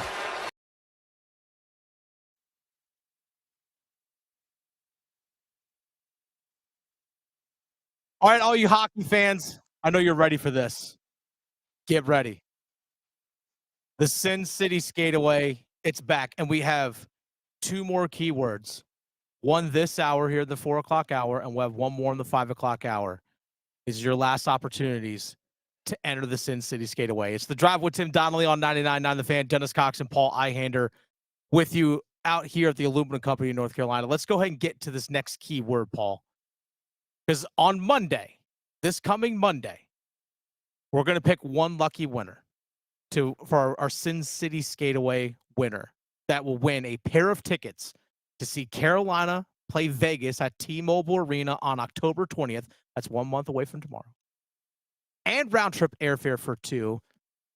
And a 3-night stay at Park MGM Resort and Casino with a $400 food credit. It is an awesome prize pack. It really is an awesome prize pack. So don't miss your shot at the ultimate hockey getaway. Brought to you by Park MGM Las Vegas, Atlanta Spas and Billiards, Hot Tub and Sauna Expo, Buffalo Brothers, and Newcomb and Company. The next word is blade. B-L-A-D. Blade. That is the next keyword in our Sin City Skateaway. Text BLADE, B-L-A-D-E, to 919-860-5326. Again, just text BLADE to 919-860-5326. I'll use it in a sentence. I need to sharpen my blade on my skate so I don't lose an edge. Okay. Blade. On Monday, we will announce the winner. We'll call a lucky fan on Monday. So during the show, during the drive on Monday, have your phone next to you. If you've entered this contest, whether that's the first time you've entered or you've entered in every single keyword that we've given between the Adam Gold Show and the drive since we started this on Monday last week, have your phone with you between 3 and 6. Because we're going to call somebody, and you better answer the phone. Because if you don't, we're going to go to someone else. And you don't want to miss out on a pair of tickets to see Carolina play Vegas at T-Mobile Arena on October 20th, round-trip airfare for 2, 3-night stay at Park MGM Resort and Casino with a $400 food credit. Don't be the person that said, man, what if? Yeah, truth. Don't be the person that said, man, what if? Not on this one. Text Blade, 919-860-5326. All right, Paul, real quick before we get into the Panthers Pawprint. By the way, coming up here in about 10 minutes, WWE superstar, for all you marks out there, and I say that lovingly because Paul and myself, Dennis Cox, are massive wrestling fans. So I lump us into that category. Bronson Reed, WWE superstar, is going to join us here. I actually had a conversation with him earlier. We're going to hear that conversation coming up here in about 10 minutes. Raw is coming to Raleigh. Yeah, September 29th. Yeah, a couple September 29th, a week from this Monday. It's wild to think about. There's a lot going on in the state of North Carolina, a lot going on in the Triangle as well. But before we get to the Pawprint real quick, let's actually hit a ladder challenge real fast, Paul. Oh, my God! And for the 20-foot ladder with a spear on Jeff Hardy. For the love of God, Jeff Hardy may be broken. Smack dab in half. All right, Paul, I figure for the ladder challenge today, you and I can just each make a couple of picks for the weekend. I think we're just going to keep it simple as that. Doesn't matter what the odds, what the spreads are. You can do a parlay, do something crazy. If you want to, just make a couple of picks for this upcoming weekend. Actually, I'm actually going to go with an upset here. All right.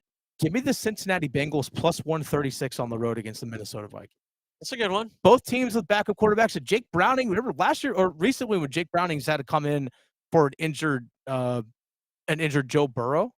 4-3 in 7 starts. Yeah, he wasn't terrible. And he's got Jamar Chase and T. Higgins to throw to. Can't go wrong with that. Can't go wrong with that. Carson Wentz is starting at quarterback on the other side for J.J. McCarthy. That also doesn't have its starting running back in Aaron Jones. Give me plus 136 for Cincinnati on this one. Okay. On a money line bet. Okay. All I right, got you. So I was trying to stick to the theme of the ladder challenge. that's the minus 500, the minus 1,000 kind of thing. But see, the heart wants what the heart wants. It does, of course. And so being a Los Angeles Dodgers guy and Clayton Kershaw announcing his retirement yesterday, it only seemed natural to place a bet on Clayton Kershaw tonight because it is the last happy Kershaw day of the regular season. So Clayton Kershaw, 3+ strikeouts. 3, it's minus 750.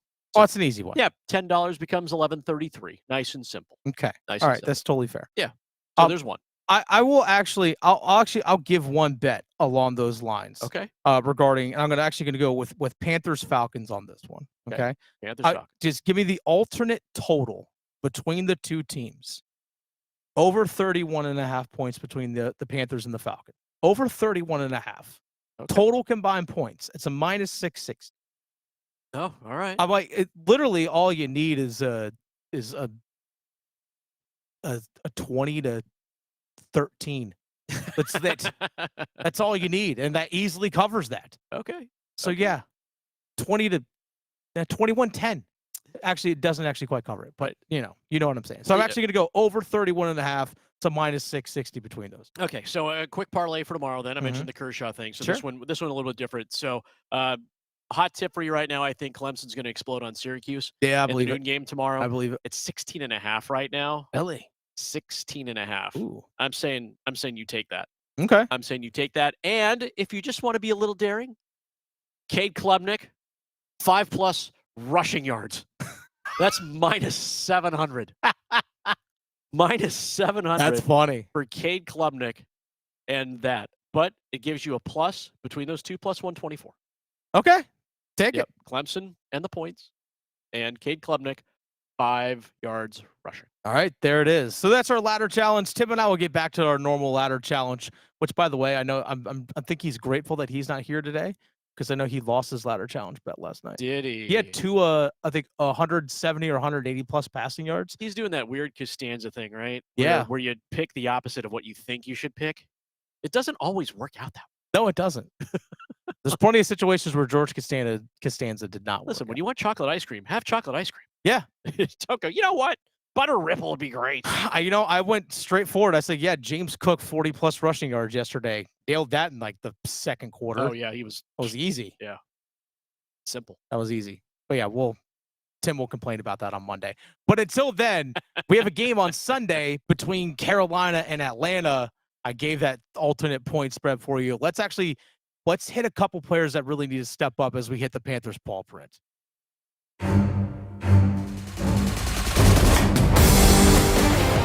Panthers Pawprint brought to you by Wake Orthopedic, and one of the players I'm looking to see, hopefully if he does play, he's listed as questionable with a hamstring injury, Paul, that's Xavier Legette.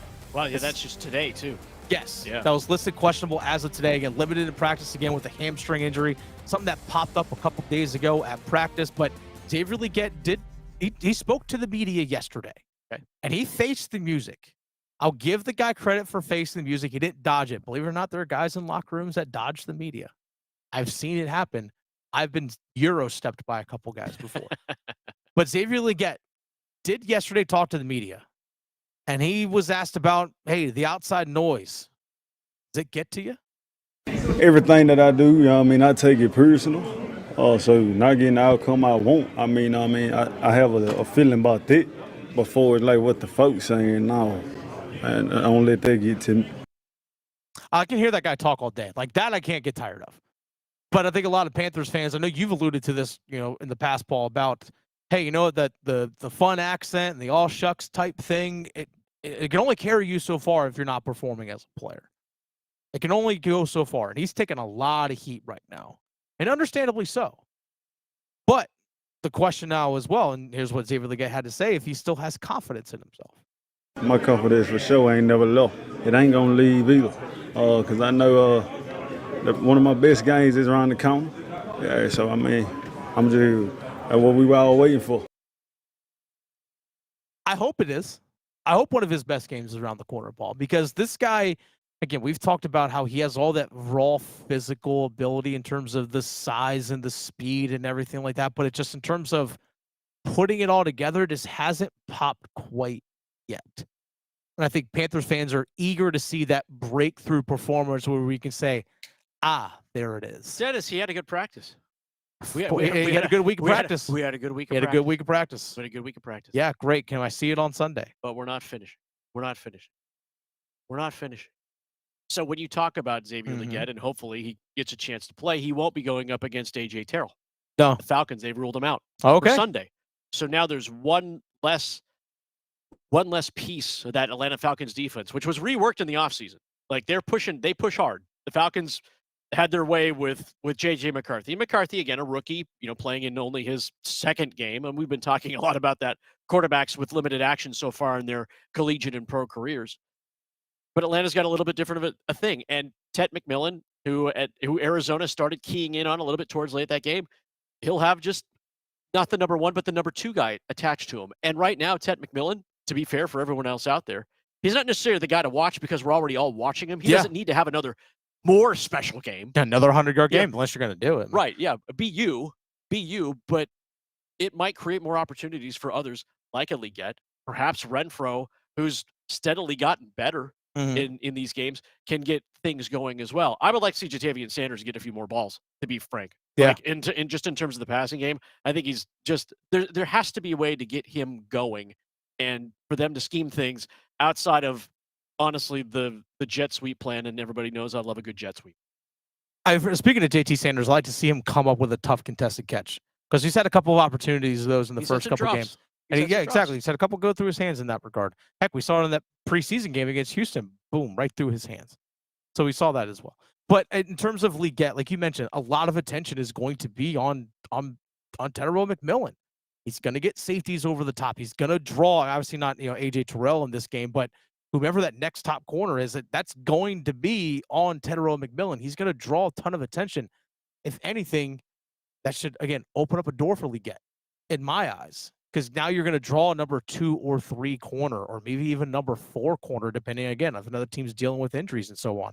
He should win that matchup. For a guy that was picked 32nd overall, you would anticipate that he has the ability to win that matchup. Again, we'll see how the hamstring and all that works.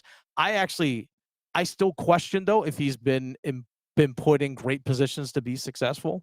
And I think this also falls on Canales. So I think his struggles, and Dave Canales even owned some of this earlier this week, that some of the struggles for Xavier Legette, obviously it's Xavier Legette having to create separation on his own, come up with the tough get 2 feet and bounce like Jacksonville. But there are a couple passes from Bryce Young that were landed 2-3 yards in front of Xavier Legette.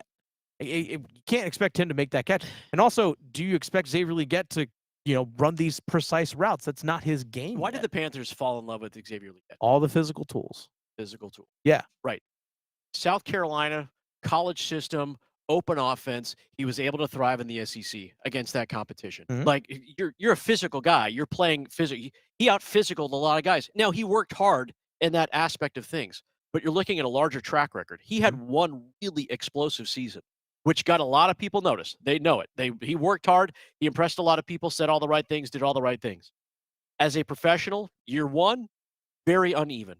The start of year two, not as fantastic as you want to be. And we come back to the Panthers' paw print of things and making Xavier Legette go. Dave Canales force-fed him. He sat him down at the buffet table and said, I'm going to give you 8 dishes, and let's see what happens. Jet sweep, doesn't work. Screen, doesn't work. Pitches over the top. Balls are falling in front of him. Yeah. I'm like, it's a wide variety of things that lead to all these things, but ultimately you still have to come up with plays and make positive plays. And it just hasn't happened. And that's why some of the character counts in all aspects of things, which is why I believe Panthers fans are a little tired of the character and they just want to see the actual like statistical part of this football player. Yeah. That's what we want to see. I still haven't seen a play designed for him where there's space cleared out over the middle, whether it's JT Sanders and others maybe creating that space by, drawing the linebackers upfield. And Xavier Legette just coming underneath against zone defense where he can just catch and run. Just a little 4 or 5 yard drag route where he can just catch the ball and just turn upfield and go and use the 4.39 speed. Like that to me is where Xavier Legette can have the yards after catch. I haven't seen that schemed up for him yet. So again, some of this falls on coaching as well, but we'll see if he actually does play. He's questionable. By the way, real quick on the injury report for the Carolina Panthers, no Turk Wharton once again, also out Pat Jones. Guess what? Princely Umamiel and Nick Scorton going to get a lot more playing time this coming Sunday as well. Good luck stopping Bijan Robinson. Someone that could actually probably help that. By the way, that's the paw print presented by Wake Orthopedics. Someone that could actually probably help on the defensive front for the Carolina Panthers is a big guy by the name of Bronson Reed, WWE superstar. I had a chance to talk with him earlier this week. Here's that conversation. Dennis Cox sitting in for Tim Donnelly here, being joined by Bronson Reed, WWE superstar, part of the Vision. And actually, Bronson, let's go and jump right into that. Being part of the Vision, yourself, Paul Heyman, Seth Rollins, Braun Breaker, as a performer, being put in that spotlight where, hey, you're the main event. You got to step up and perform and bring it every single night, including at WrestlePalooza this coming weekend. How big is that for you in your career to have that spotlight on you? That's huge. It's something that, I feel like every performer wants to get to. You want to get to the top level, the tippy top. And for me, it's something that the last few years I've felt like I should be in that position. So now to be here and to be main eventing Monday Night Raw every week and then have these big PLE matches is what I want. So I make sure not to take that for granted and to try and go out there and give the people something special every time. Well, I know we're definitely excited to see you in Raleigh, September 29th at Lenovo Center. So get your tickets, go to WWE.com. But if you want to see Braun Breaker and Bronson Reed take on the Usos this weekend, you got to check it out at WrestlePalooza. How exciting is it for you and Braun to be going up against one of the best tag teams that WWE's had in the last 20 years in the Usos? Yeah, for sure. I think it is definitely a bit of a dream match. The Usos are undoubtedly one of the greatest tag teams of all time, and we haven't seen them team for a long time. So now they're coming back together, and they're going up against an unstoppable force like myself and Braun, who I believe they've never faced a tag team like myself and Braun. They've faced some of the best tag teams up and down, but they were just tag teams. Myself and Braun Breaker are something different. We're two individuals, two massive heavyweight singles wrestlers come together for the Vision. And I think we're going to tear it up in Indianapolis. And not just, big heavyweights, but guys that can move too. You guys can move in the ring. That's the thing, the speed that you guys have. As a wrestler, as a performer, as a superstar that has grown in the business over several years, how have you seen just the style of wrestling just get just faster and more intense? Yeah, I feel like in the last few years, for sure, obviously you've had such an influence of the independents in Japanese wrestling, and that's where I came from. But before I was here, I was an indie wrestler. I wrestled in Japan for a long time, and I feel like that's sort of at the forefront now of what we do. And everyone wants to sort of go out there and put on the best match possible. I can't say anything about any of the previous locker rooms or anything like that, but I know right now that Raw locker room and that SmackDown locker room, everyone wants to go out there and have match of the night. And I think you can see that in the performances. That voice you just heard, that guy you're seeing right there, that's Bronson Reed, WWE superstar. Dennis Cox sitting in for Tim Donnelly this afternoon. Let's actually go ahead and get into being on Netflix, because that's when Raw comes to Raleigh, you guys are on Netflix. How being on that platform, how has that changed things for you as a performer? But just you mentioned the locker room. How have things changed being on a platform like that as opposed to maybe being on USA previously? I think just, if anything, it makes us even bigger superstars globally. And I can feel that even just walking through airports, or, I go to my local supermarket and 3 people recognize who I am. And that obviously comes with being in the main event spot and stuff as well. Sure. But I think just Netflix has such a grasp on pop culture now that's what WWE superstars are becoming. They're becoming pop culture icons again.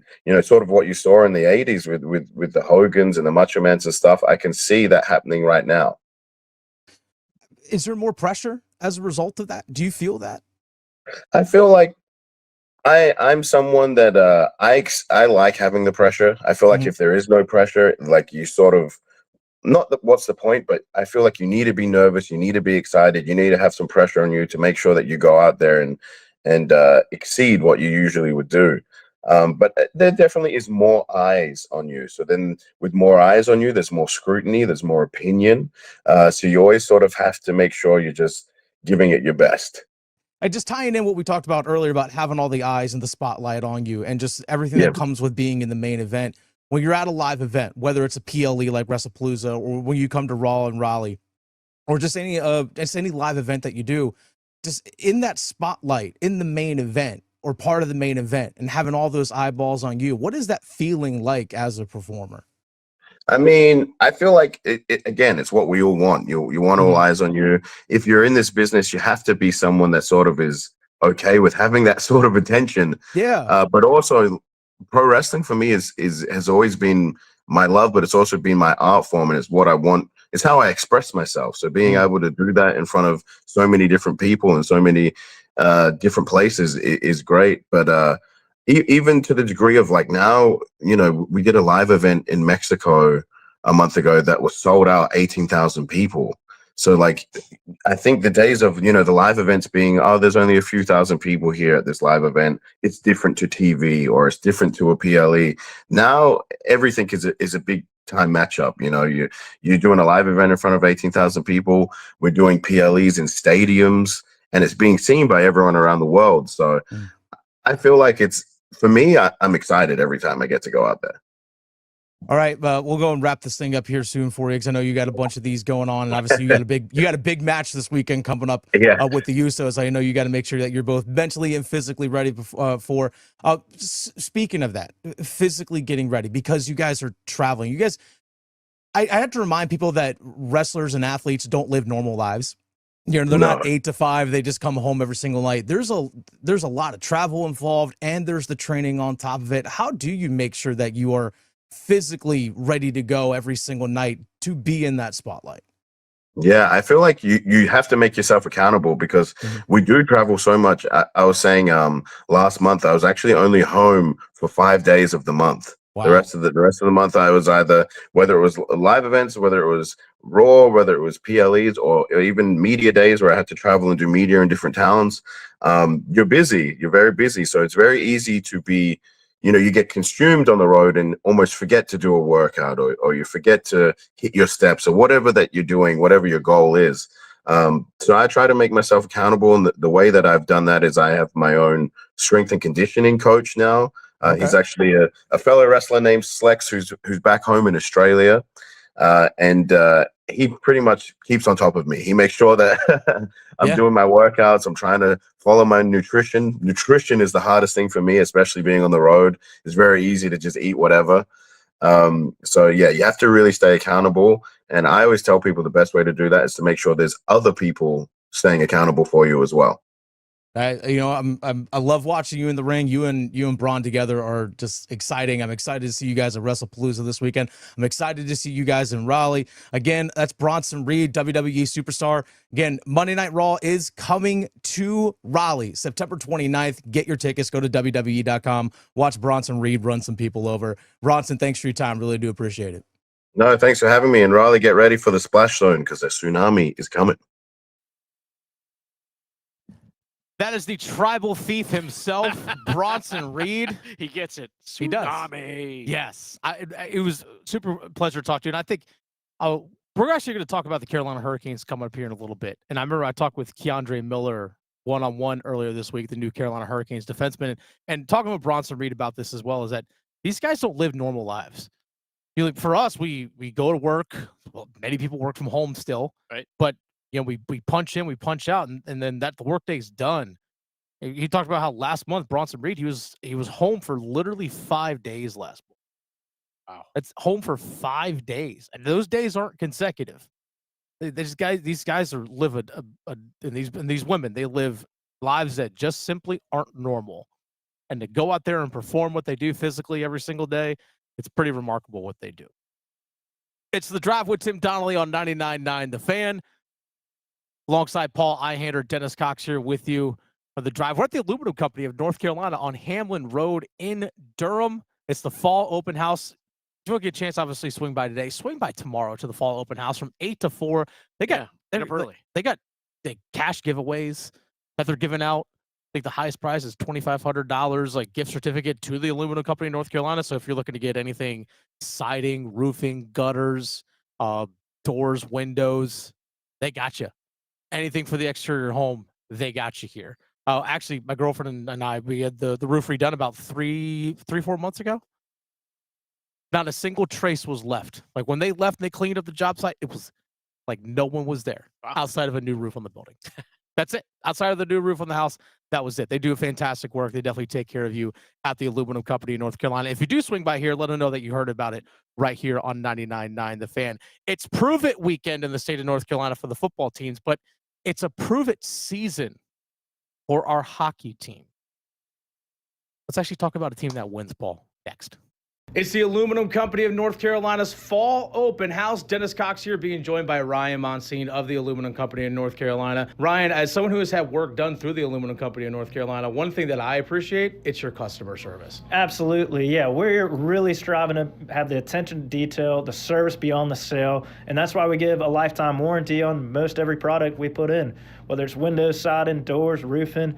Bring on some pictures of your home projects, and we're happy to help. And you guys are giving stuff away this weekend, too, with the fall open house. Absolutely. We're giving away literally thousands and thousands of dollars of prizes. And not only that, but we got ice cream, we got food, we got a food truck out here all day, 8 to 5 today and 8 to 4 tomorrow on Saturday. So come to the fall open house like Ryan Monsine just said. They're giving away thousands of dollars worth of prizes. If you want work on your home and you want to win those prizes, you got to get out here, Hamlin Road in Durham. It's the fall open house of the Aluminum Company in North Carolina. Fall open house, Hamlin Road in Durham. Hey, it's Adam Golden. As the Carolina Hurricanes shoot for their 8th consecutive playoff appearance, that's right, 8 in a row. That's not the goal, I should remind you. The goal is being, as Rod Brindamore likes to say, the last team standing. What do they need? Who will get them there? You know where you can find the answers on every episode of the Canes Corner podcast, live on YouTube after games, and wherever you get your podcast. Rate, subscribe, like, share, tell your friends. At Dogwood State Bank, we believe in the strength of community and the power of local partnerships. That's why we're proud to support NC State football. Just as the Wolfpack brings dedication and teamwork to the field, we bring that same commitment to helping individuals and businesses achieve their goals. Dogwood State Bank, proud to serve our community, proud to support the Pack. Member FDIC. If you're 55 or older and into that whole saving money thing, T-Mobile has an exclusive phone and internet bundle just for you. Right now, get 2 unlimited phone lines plus 5G home internet for just $30 each per month with autopay, plus taxes and fees. And with 5G home internet, setup is easy with just one cord and no technician needed. which is great if you're also into that whole keeping it simple thing. Switch now and experience the best mobile network in the U.S. Visit your local store to start saving. T-Mobile, it's better over here.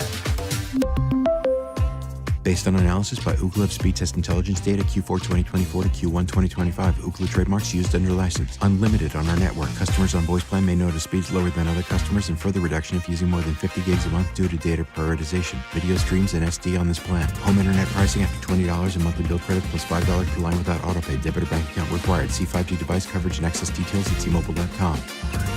Every touchdown can bring you closer to a payout with DraftKings Sportsbook, an official sports betting partner of the NFL. New customers bet just $5 and get $200 in bonus bets instantly. Plus, score over $200 off NFL Sunday Ticket from YouTube and YouTube TV. Download the DraftKings Sportsbook app and use code TIMD. That's code TIMD with no spaces to get $200 in bonus bets instantly when you bet your first $5. Plus, over $200 off NFL Sunday Ticket from YouTube and YouTube TV. In partnership with DraftKings, the crown is yours. Gambling problem? Call 877-185-543 or visit morethanagame.nc.gov. 21 plus, North Carolina only. Eligibility restrictions apply. Bonus bets expire 7 days after issuance. See sportsbook.draftkings.com/promos. NFL Sunday Ticket offer for new subscribers only and auto renews until canceled. Digital games and commercial use excluded. Restrictions apply. Additional NFL Sunday Ticket terms at youtube.com/go/NFL Sunday Ticket/terms. Limited time offer.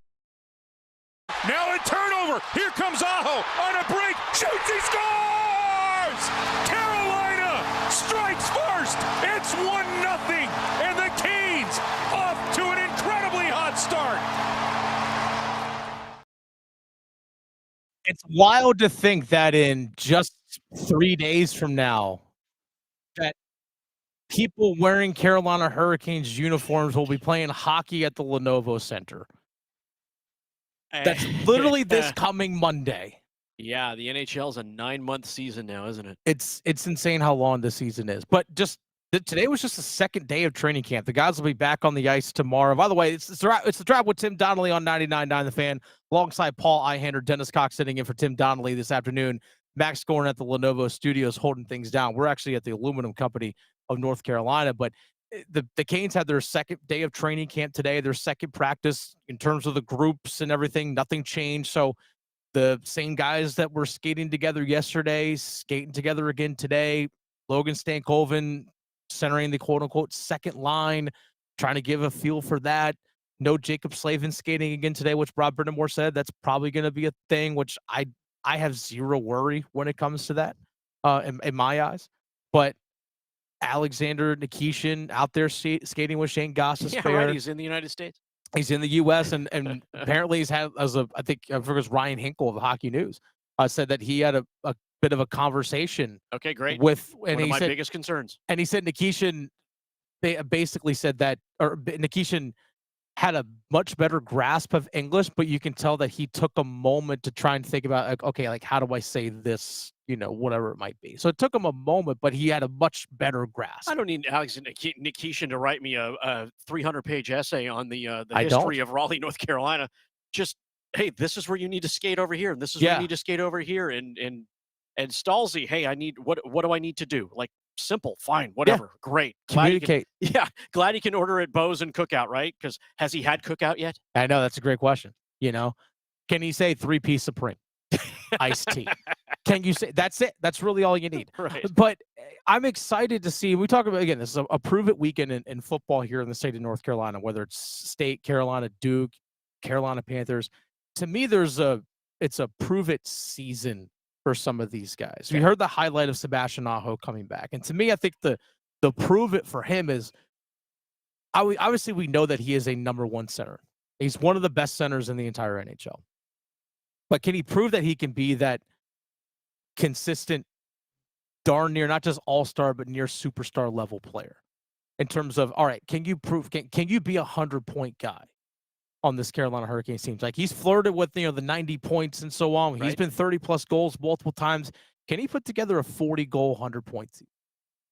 Well, perhaps with the right pieces around him now. Especially Nikolai Ehlers in the mix, for sure. But Ehlers has to prove that he can play an extra 4 or 5 minutes a night, because that's not what he was being asked to do in Winnipeg. That's a good point. He's going to have to log more time on the ice. It's not a significant amount more time, but it's going to be every night against the top line competition. Yeah. Not the second line guys and not the third line guys, the top line competition. Yeah, because in Winnipeg, he was skating. Again, granted, Winnipeg is a very deep team with a lot of really good players. Yes. You know, Mark Scheifele, Kyle Connor, that's a really, really good lineup over there, at least what they've had in recent years. And he was skating somewhere in that 15:30, 15:45 range. Right. Yeah, can he handle 18 minutes, especially in a system that is so physically demanding skating like the Carolina Hurricanes have? Get back and play defense. Yeah. I mean, and you're playing man-on-man. As soon as you don't have the puck, you're man-on-man across the entire ice. Very few teams actually do that. But for Ehlers in that regard, can he prove that he can be healthy for a full season? Because that's something that's been a knock on him as well, is how consistently he can play. I mean, playing 82 games of hockey is extremely difficult. Because remember last year, the Carolina Hurricanes had Brent Burns go 82 games. Eric Robinson went 82 games, and Sean Walker went 82. Like that is an accomplishment in hockey in and of itself. Because, you know, sometimes you might miss a game, like you might play 78 out of 82, which is, you'll take that pretty much with any guy. But he's sometimes been 68, 65, somewhere in that range. Can he play 75 games this season at 18 minutes a game? This is an interesting season for the Canes in that aspect, for sure, in terms of endurance and ability. Yeah.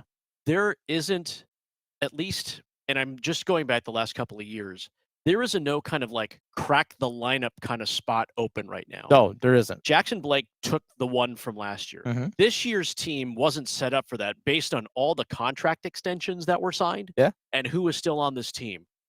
There's no room to crack this lineup. This is who this is who you're going to war with. This is it for the next 82 games. And so for them to prove that a lot of these guys, and again, signing the contracts, playing new positions in some cases, playing in a few different lines, that defense, you know, however that shakes out, I guess Chatfield and Miller Keandre skated today together. Yeah, again, yeah. And they had, you know, they say they have good chemistry, which is fantastic. Like, because he's been paired with Orlov forever. Yeah. And now you're thinking yourself, Brett Burns, who was logging us, you know, Jacob Slavin is 23 minutes a night, 24 minutes a night. He's going to find someone that can match that with him. And I'm not a big fan of him playing offside. I don't want him to be great and then just be kind of above average by taking one for the team because no one else can play with the right-handed stick. I don't want him to do that. Let someone else do that. Let him be the great defender that he is by playing naturally the way he plays. He might be able to adapt to it better than anybody else. Probably. But I think for him to stay great, he needs to be great at that one thing and not have to step down to let somebody else step up. I think for me. I think for right now, we're probably going to see Sean Walker start there, who's right-handed. I think that quote-unquote third defensive pair is going to be Alexander Nikishin with Shane Gostisbehere, with Gostisbehere playing on his offside, because Gostisbehere has experience doing that as well. So I think it allows Nikishin to be comfortable in his natural spot, too. But you talk about this lineup, they're the only guys that aren't under contract next season for the Carolina Hurricanes. Mark Jankowski, Mark Jan Gretzky, the way he scores goals in Carolina. Freddie Anderson. Those guys are the only two players that are unrestricted free agents after this year. Alexander Nikishin is a restricted free agent. I remember correctly, he may not even be eligible for an offer sheet by another team because of just how few games and stuff that he's played. I don't just, you know, coming from overseas and everything like that. I don't think he's eligible for an offer sheet as a restricted free agent. That's it. Everything else is accounted for. You have 13 forwards under contract this season. You have 7 defensemen under contract this season. You have 2 goalies under contract this season. And only Freddie Anderson and Mark Jankowski don't have the rights controlled by Carolina next year. Again, trade, you know, barring it out, all that stuff happening. So like you said, this is the group they're rolling with. And can some of these guys take that next step? Sean Walker, if he's playing from quote-unquote third pair last year with Shane Gostisbehere up the top pair with Jacob Slavin, can you make that jump? Keandre Miller, who Walker had a good postseason. He did absorb a lot of those minutes. He really did. And there's even some stretches where we saw him playing with Jacob Slavin last year up until he had his shoulder injury. But he was playing his best hockey in March, April, May last year with Sean Walker with the Canes. And I hope now that he's in year 2 with this system that he can continue to take that growth step. Same thing with Nikishin. There's some stuff that a lot of these guys still have to prove. Like Jackson Blake. Can you be a 20-goal guy? Like, you were given an 8-year contract extension after 1 season in the NHL. Like, can you take that next step? Same with Stankoven. You were given, let's be honest, last year was his true rookie season. Given an 8-year contract extension. Can you guys take that next step as a team and not only get to the Eastern Conference Final again, but through the Florida Panthers and through Tampa Bay and actually get to the Cup Final? Like, it's a prove-it season. This team isn't going to show me anything in the regular season that it hasn't shown me already. It's not going to show me anything in the first or second round that it hasn't shown us already. Yeah, there's no sorcery. Let's be honest. There's no sorcery with this team. You know what you're There isn't. There really isn't. I'm excited. I'm super excited about this team. You don't make it to the Eastern Conference Final 2 out of the last 3 years on accident.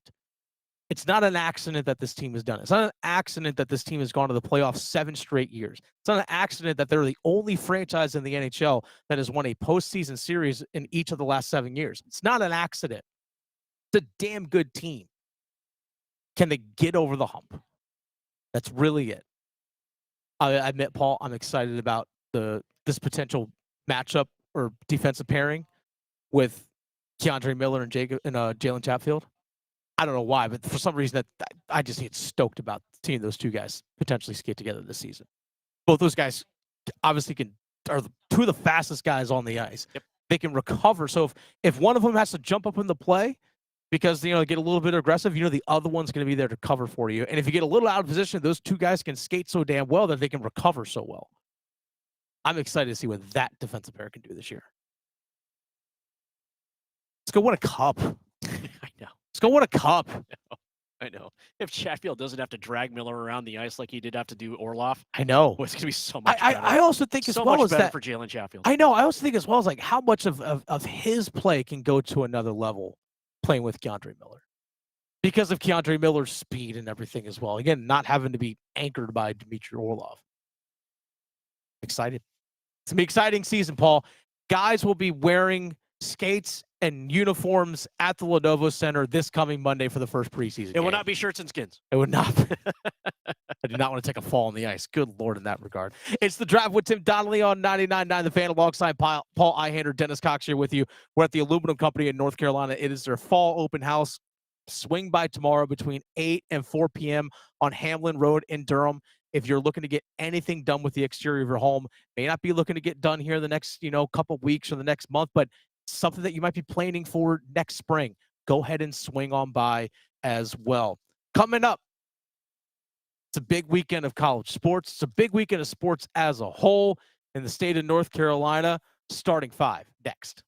Tim Donnelly here for Bailey's Fine Jewelry, specifically the Fox and Bailey Watch Shop located inside Bailey's Fine Jewelry in their Village District location in Raleigh. Hockey season is here. Norcane Watches comes right along with hockey season because there's an organic tie. It's the NHLPA and the NHL official timekeeping partner, that being the Norcane Watches, an independent Swiss luxury brand founded in 2018, but already making waves in the luxury watch market for its adventurous spirit and commitment to high-quality craftsmanship. If you want a little more pop of color, they're doing things that the traditional brands very rarely take chances on. So if you want a watch that tells a bit of your story, maybe even a bit of your hockey fandom with the team colors, Norcane and the NHL emphasize precision, resilience, and excellence, qualities integral to both the sport of hockey and fine watchmaking. Check them out at Bailey's Fine Jewelry in their Village District location. Let them know you heard about it right here on 99.9. Finally.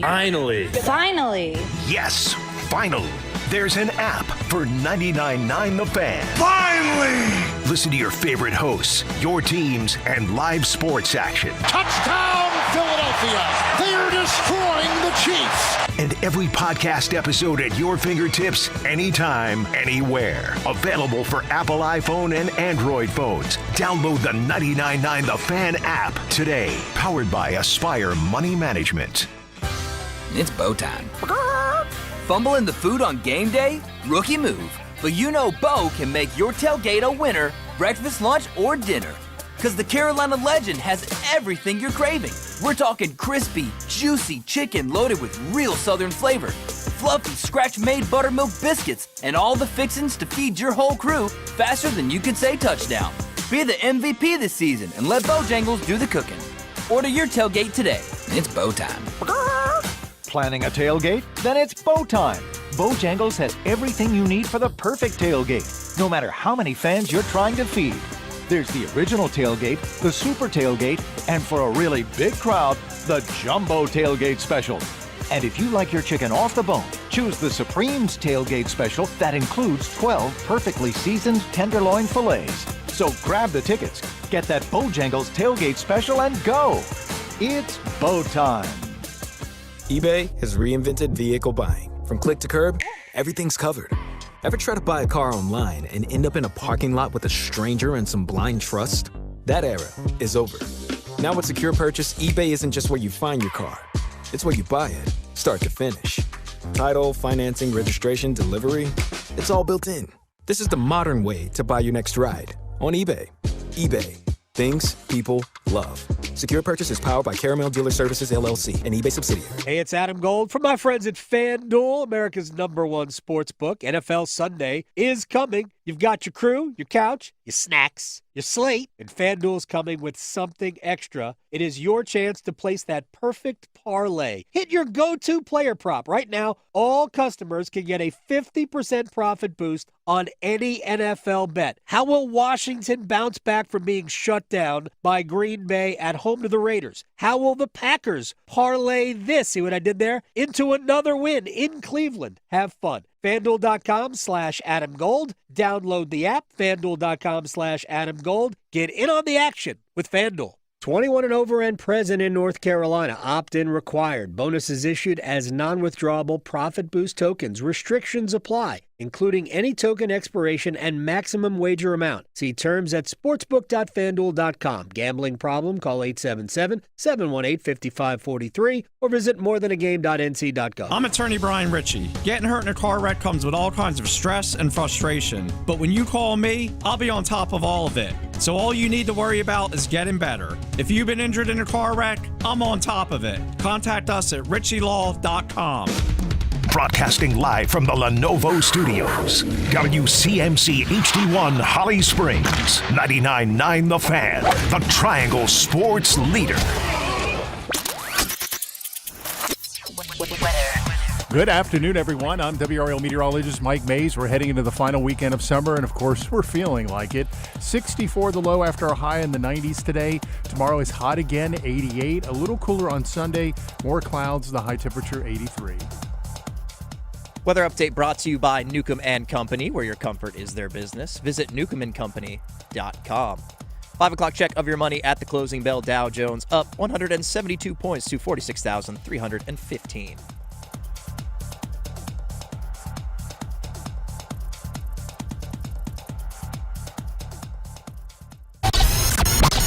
It's 5 o'clock. Time to serve up the biggest sports stories of the day. Here comes your starting five. It's The Drive with Tim Donnelly on 99.9 The Fan, alongside Paul Ihander, Dennis Cox here with you. We are at the Aluminum Company of North Carolina for their fall open house. Make sure you swing by here on Hamlin Road in Durham for the fall open house. Swing by tomorrow between 8 a.m. 4 p.m. They got gift cards and cash prizes, or not cash prizes, but they have gift cards that they're giving away to the Aluminum Company of North Carolina, along with some other giveaways that they have going on here. If you're looking for anything for the exterior of your home, come to the Aluminum Company of North Carolina. Back at our Lenovo Studios in Raleigh, Max Gordon holding things down. And before we get into the starting five, Paul, okay, folks, you have one last chance. Are we doing this now? We're going to do it right now. All right. We're going to give people the full hour, the next 55 minutes, to text in our next keyword in our Sin City Skateaway. Final. The final word. This is your final chance to enter to win our Sin City Skateaway. We're talking about the ultimate Vegas hockey trip. And we'll announce the winner on Monday, September 22nd. Have your phone ready. We will call that winner on Monday. One lucky winner scores a pair of tickets to see Carolina play Vegas at T-Mobile Arena on October 20th. Again, this is the ultimate Vegas hockey trip. So a pair of tickets to see Carolina play Vegas at T-Mobile Arena on October 20th. That's 1 month from tomorrow. Round trip airfare for 2 and a 3-night stay at Park MGM Resort and Casino with a $400 food credit. I'm telling you this, folks. So again, pair of tickets to see Carolina play Vegas at T-Mobile Arena on October 20th. Round trip airfare for 2. 3-night stay at Park MGM Resort and Casino with a $400 food credit. All brought to you by Park MGM Las Vegas, Atlantic Spas and Billiards, Hot Tub and Sauna Expo, Buffalo Brothers and Newcomb and Company. The final word that you can text to 919-860-5326. Final word is flush. F-L-U-S-H. Flush. Text flush to 919-860-5326. You have until 6 o'clock today, 6 p.m. Eastern time, to text that word, flush, to 919-860-5326 to be entered for your chance to win this awesome prize pack for the Sin City's Getaway. This would be great. It's fantastic. I'm bummed I can't win this ball. I really am. I see this. I'm like, can I go? I mean, if you win, you can always say, hey, Dennis, right? You could. I got the extra ticket. You're like, all right. You could make that happen. You make that happen. Like, Paul, I got some PTO I got to put in. There you go. Flush. F-L-U-S-H. Text that to 919-860-5326 is your last chance to enter this. Don't miss it. Do not miss it. All right, Max, let's get into the starting 5. Count them. 1, 2, 3, 4, 5. And off up the middle. Jenkins low to the ground. He's into the end zone. Touchdown. ECU, and they do it with a run. 3 of the prettiest yards you'll ever see. You can listen to Jim Zoki and the crew right here on 99.9 The Fan tomorrow. 7:30 kickoff, 6:30 pregame. East Carolina at home against BYU. Paul Eihander, who is sitting next to me right here, you're going to be at that game tomorrow. Yeah, I'm going to go over. I'm going to go to Dowdy Ficklen. Yes. It's a great time. It's my first trip to Greenville, and I was there last year, too. Yeah, so you went there last year. I go once a year to go catch a game. I probably should go more. My apologies to my Pirate friends and those who I've tailgated with. I should be a little bit more about that. But this one's a little bit special. There's no doubt about it. Saturday night, under the lights. I love a good night game in Greenville. Love a good tailgate out there, too. BYU coming to town. This one has a lot at stake. Yeah. Between both of these teams, it's pretty clear. ECU coming off the shutout win over Coastal Carolina. And Coastal's not that great of a team, but they come off a win over Campbell. They play NC State pretty tight in that one. We've talked the entire show about a prove-it game. A prove-it game for ECU to see if they can actually hang with the big boys. Because in the group of 5, the American Conference, which is what they call it now, the AC, most likely whoever makes the college football playoff as it stands right now, because Boise State isn't the Boise State that we're used to, will most likely come out of this conference. Yes. And if ECU can come out with a victory against BYU, get themselves some momentum on a short week. They have Army on Thursday night. Yeah. And then they take on Tulane, who, Duke fans, you're familiar with that team. If they can run through that gauntlet, get 2 of 3, say 2 of 3, the rest of their schedule is actually fairly light. Yeah. There's Memphis, and that's about it. They could put themselves in a pretty decent position. Now, that is like Paul putting the horse way before the cart. You got to get through a BYU team right now that hasn't played really challenging competition. They beat up on a unknowing Stanford team, only surrendered 3 points to Stanford, but their quarterback, Bear Bachmeier, a freshman quarterback, would make his 3rd start against ECU, his first start on the road in front of 54,000 who are not shouting for him but against him. And the line, BYU's line, has a little trouble protecting him in those first 2 games. ECU actually has a shot. They do in this one. They really do. Love to see the Pirates pull off a win against BYU at Dowdy Ficklen. Again, you can listen to that game tomorrow right here on 99.9 The Fan. It's a 7:30 kickoff. That's number 5. Let's get to number 4. 1, 2, 3, 4 all together. So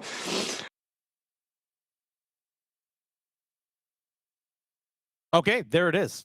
Clayton Kershaw, by the way. Your guy, LA Dodgers.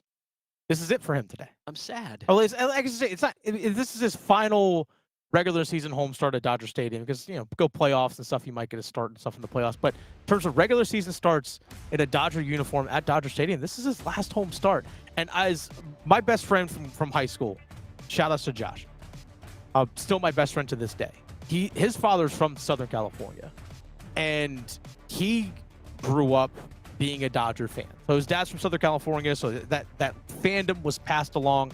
And when I was growing up, high school, especially in the summer times, his dad would get the MLB package, whatever it was back in the day. And we would watch Dodger games, listen to Vince Scully call games. I saw Clayton Kershaw pitch a bunch.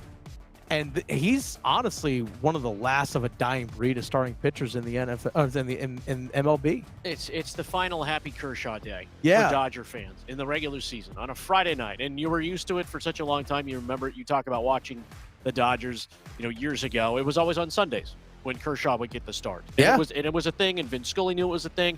And it's interesting because tonight, and there's no intention that no one said that Max Scherzer is going to retire too, but he's also starting in Toronto at the same time. Yeah. And these two guys came into the league together, rookies, pretty much at the same time. Started against each other. Yeah, and you're watching.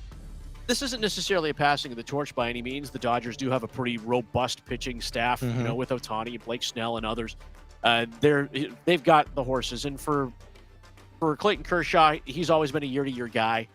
He admits that, he flirted with other teams from time to time, but he always wanted to be a Dodger, and he got his World Series parade. They got their COVID World Series, and then 3 years later, they got their World Series parade, and that's really what he wanted. And so for those of you who know the movie Major League, he's kind of like Harris at this point in his career.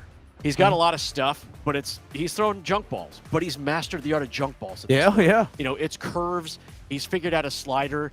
Nothing's going more than maybe 86, 87 miles an hour at this point. He's more of a crafty veteran, but he's still eating up innings. And he's getting to go out on his terms, which I think is probably the most important thing for Clayton Kershaw. He's had back injuries, and he's had some arm stuff and things like that. And finally, he's able to put this season together late in his career. And when you think about his career, he has 222 wins and only, I believe, 96 losses. 96.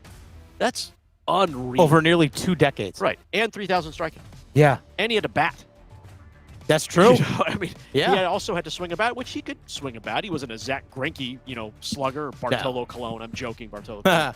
Shout out. Yeah, but Clayton Kershaw is kind of one of those generational aces. He was always called the ace. He was always that guy until, injuries, caught up with him. And it's tough. I think it's tough for Dodger fans. They're happy to see him go, finally kind of, again, on his own terms. They're happy for him.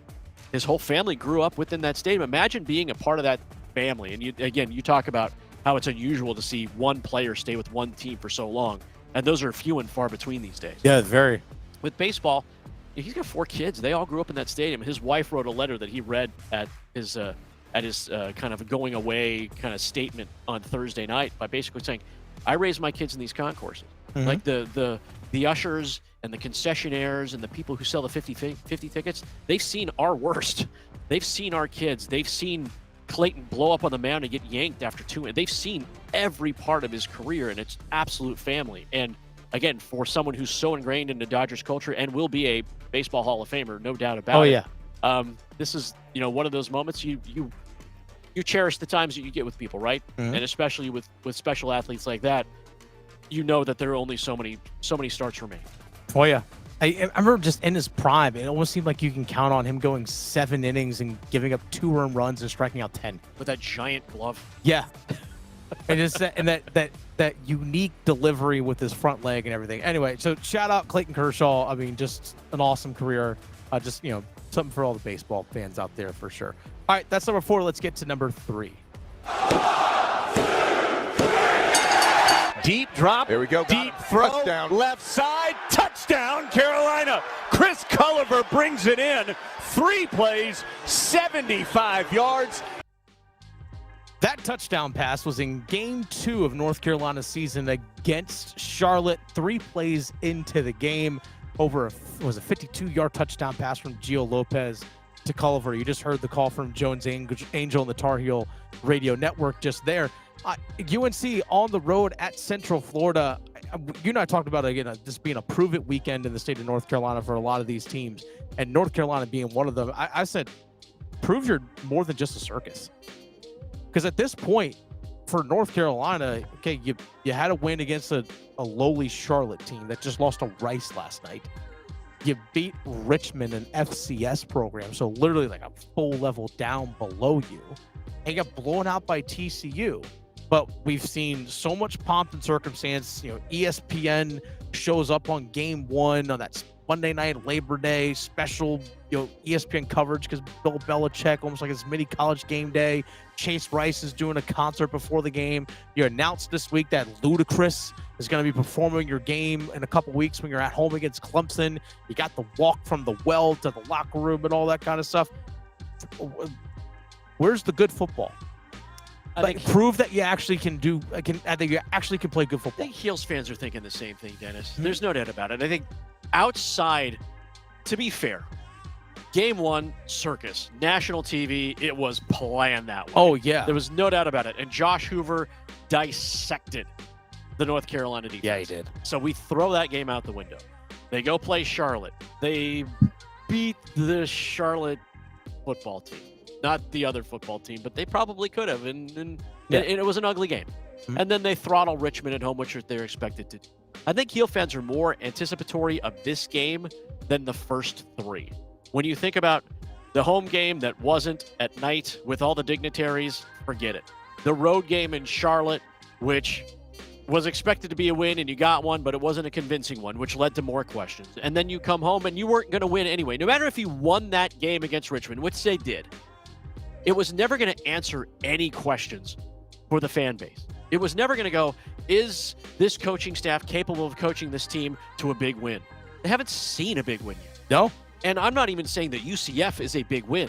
But when you look at two teams, like stylistically, in terms of like makeup, and then the head coach of Bill Belichick is back, and the head coach of Scott Frost is back, and we both have portal quarterbacks, and I didn't mention Cam Fancher. Cam Fancher was actually anointed the starter for UCF and got hurt in the first game. So they've been running with the backup, and the backup was a transfer from Indiana who tutored under Curtis Rourke, who led Indiana to the CFP. So they've got quality at that position, but they haven't had like this consistency, like overwhelming, like we're going to smoke you tonight.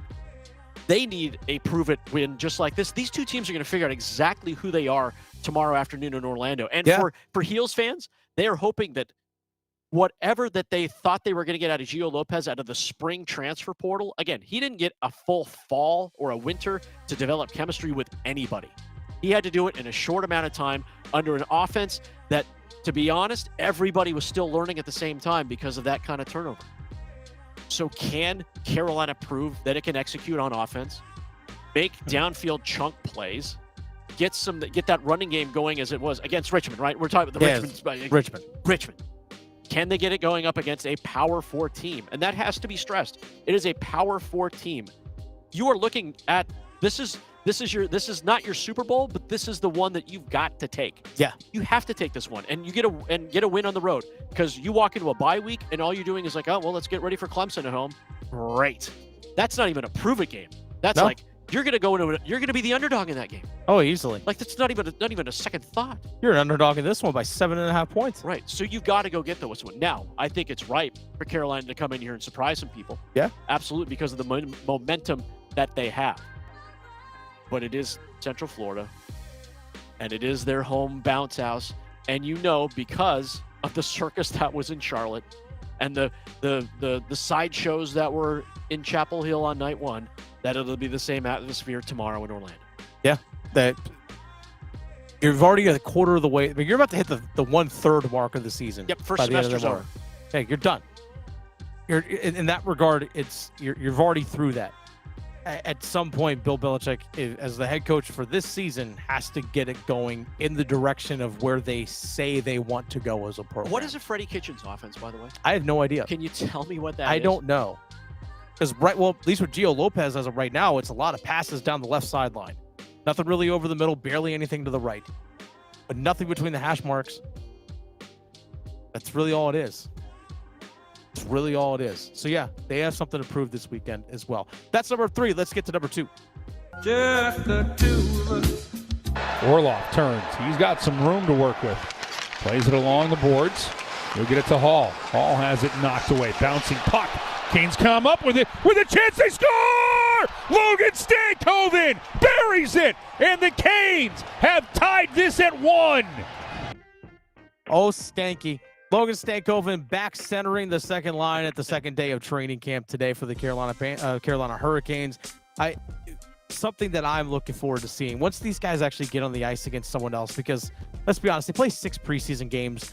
the regulars, like the true regulars, are probably gonna play 2, and they're not gonna travel. Yeah, I think they won't travel. By rule they have to play 2, and then then they're done. I think that's unless again there's an injury or something along those lines. But they have different guys that they have on their roster that are on professional tryout contracts that kind of fulfill the obligation of you have to have X number. I think it's like 8 or 10 players suited up that are quote unquote NHL players or have played a certain number of NHL games. And one of that could be your goalie that's backing up that day type deal. So anyway, there's some different ways to work around that. That way, you don't have to put many of your guys out there, in preseason games. But I would like to see a game or 2 of Stankoven at center with Svechnikov and Jackson Blake, the way they've skated the first 2 days at camp. I want to see that in an actual game. Let's see how it actually does work out, because Paul, you and I were kind of talking about this a little bit off here just now, that if Stankoven can be a solid number 2 center for this team, then you've solved a major problem and question mark that we had going into this season, or really just entering last offseason. We had all of last year. Who's that number 2 center? If Stankoven can be that guy, well, then you solve the problem without having to spend anything to get it. Because he was already on your team. That way you can devote anything you want to in terms of trade resources, whatever it might be, to go after a goaltender, whatever it is that you want to do during the season of the trade, before the trade deadline. If you could solve that with Logan Stankoven, awesome. Well, that seems like so here's the conspiracy theory. So when I'm in. So remember, Logan Stankoven says during the exit interview last season, he was asked by Rod Brindamore, think you'd want to take a shot at this? Want to put you in this position? Yeah. This is pre-free agency. Yes. So they don't go out shopping. They don't go out and make any big trades. They address the other needs. They get Ehlers. They make that big pitch. Obviously, that works out really well for them. They make the trade for Keandre Miller. That works out for them as well. They know they've got Nikishin in-house already. They don't have to figure anything else except sign guys long-term. Because Stankoven, the experiment, again, this started last year before free agency. We're going to lock you down. He was the first guy signed. Remember that. Yeah. He was the first guy signed to the extension. Nobody else. He put pen to paper first. And so it was like he was already in. So he bought into this already. Oh, yeah. If this absolutely, and you're right, if this absolutely works out, then that plan that had started last July and now has settled into place, and now they get to play with that cap space, which they're saving for something. Sure. You don't save $10 million for something just because you can't spend it. Trust me. In the NHL, if you got the cash, go out and get the guys. Go out and get the guys you want. Now, we know it's all about system. We know it's all about fit. We get that.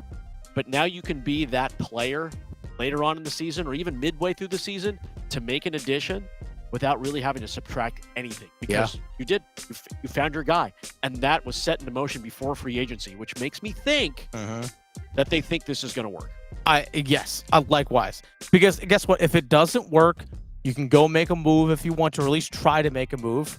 And we've already seen the Jesperi Kotkaniemi in that slot before. If you have to move him up there, then okay. At least you already know what you have in that regard. But man, if they can get that to work. Which, by the way, speaking of Kotkaniemi, him as a fourth line center, the way they have things set up between Taylor Hall and Eric Robinson, it's a pretty damn good fourth line that actually should get some really good scoring looks. Because usually in games when you match up, coaches match up lines and stuff during the course of games, fourth lines go against fourth lines. And I would trust Taylor Hall, Kotkaniemi, and Eric Robinson to control the puck and get some good scoring opportunities against other teams' fourth line. That's a physical and fast line. Yeah. A really sneakily physical and fast line if that's how that line's. And when Kotkaniemi can play a heavy game, he really can. He really can thrive in that regard. I think he could thrive as a fourth line center. I really do. I think that's where he's best fit.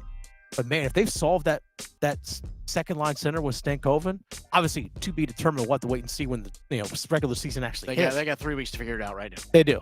And you know what? They have till the trade deadline to figure it out. You're right. Let's be honest. This is a playoff team. It's a playoff team. All right, that's number 2. Let's get to number 1. Go one! Free handoff, Smothers, sees part 50, great blocking 40, eludes a tackle, tight ropes the sideline 20, pumps the brakes with blocking inside the red zone. Hollywood Smothers down the near sideline, rips a big one, 1st and 10 pack near the Demon Deacon 15. NC State at Duke, 4 o'clock kickoff tomorrow at Wallace Wade Stadium in Durham. That guy you just heard, Hollywood Smothers, that's Matt Chazanow on the Wolfpack Radio Network, which, by the way, you can listen to the NC State coverage of that game over on Mix 101.5. You can listen to the Duke coverage of that game over on Buzz Sports Radio. So we got you covered in all regards. But, Paul, I'm thinking this game has the potential to be super high scoring because NC State's defense has had trouble covering, like in their secondary, defending the pass. Yep. Darian Mensah can sling it. He can. Like, he really can. He's been 300-plus yards in every single game so far. No trouble with the deep ball. Now, part of that is also because they've trailed in games has led to more passing. But nonetheless, he can still sling it. Duke's defensive, like their front, like they can get to the quarterback. We've seen Vincent Anthony Jr. Remember, he had 2.5 sacks in the first half against Illinois. So we know they can get to the quarterback. Yeah. But on the back end, it's been trouble. Yeah, there's only one Chandler Rivers. There's only one. He can't cover everybody. And Terry Moore, their All-American safety, has been hurt. So they're vulnerable on the back end as well. I would not be shocked if we were looking at a 34-31 game. And that guy you just heard on the highlight, Hollywood Smothers, has 200 total yards in the game and a couple touchdowns. Yes. We might be looking at a high-scoring fun affair. CJ Bailey grew up a lot in his freshman season, having to step in. He matured over the summer. Yeah. And he matured into a playmaking quarterback. So good. Who makes very, very good decisions. He does not turn the ball over. He controls a game. And he doesn't have to do it athletically. He's able to do it. We saw him rush for 2 touchdowns. Yeah. Against Virginia. We saw him bootleg and run around. And I'm like, and that's the swagger that comes along with confidence. But I said this before the season started. I think for CJ Bailey, I did not want people to call him an athletic quarterback. The first words out of your mouth. I want him to be a commanding quarterback. And in 3 games, he has been a commanding quarterback. And a lot of that does have to do with how Kurt Roper set up that offense. Like, they have a lot of weapons. He's found a lot of quick chemistry with a lot of guys. It's very clear. Would I like to see Justin Jolie get a few more balls in the open flat? Yeah, I would. I don't want to see him in the red zone. It's great. You can cash in all the time. It's good to have sure hands there. And he'll take 12 touchdowns if they all come in the red zone. But I think he's got the ability to do a lot more. Hollywood Smothers, I call the someone said the other day, and it may have been Max Gordon actually. He's like John Wick in a movie. Huh. He sees a hole, but all of a sudden you see in all those old spy movies, he sees that hole, but he sees it collapsing on him. And he goes, well, do I turn and face the bad guys? Probably not the best option. Or am I going to run, and slide all the way into that sliding door to make the escape before it hits the ground? That's what he's been able to do as a running back. And he's getting better at it each and every week, which should be scary to a lot of teams, especially Duke coming up tomorrow. Yeah, it's going to be a fun affair.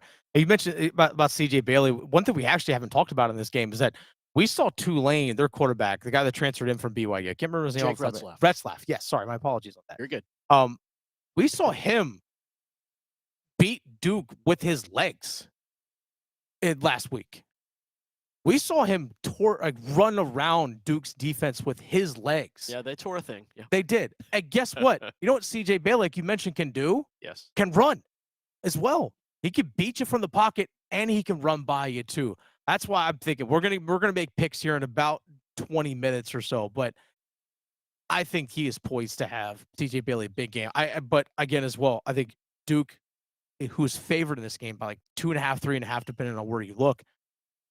This might be, again, both these teams in the 30s, might be a high-scoring affair at Wallace Wade Stadium on Saturday. That's going to be a fun one to watch, and you should definitely watch as well. So that's number 1 here on the starting 5. This is The Drive with Tim Donnelly on 99.9 The Fan.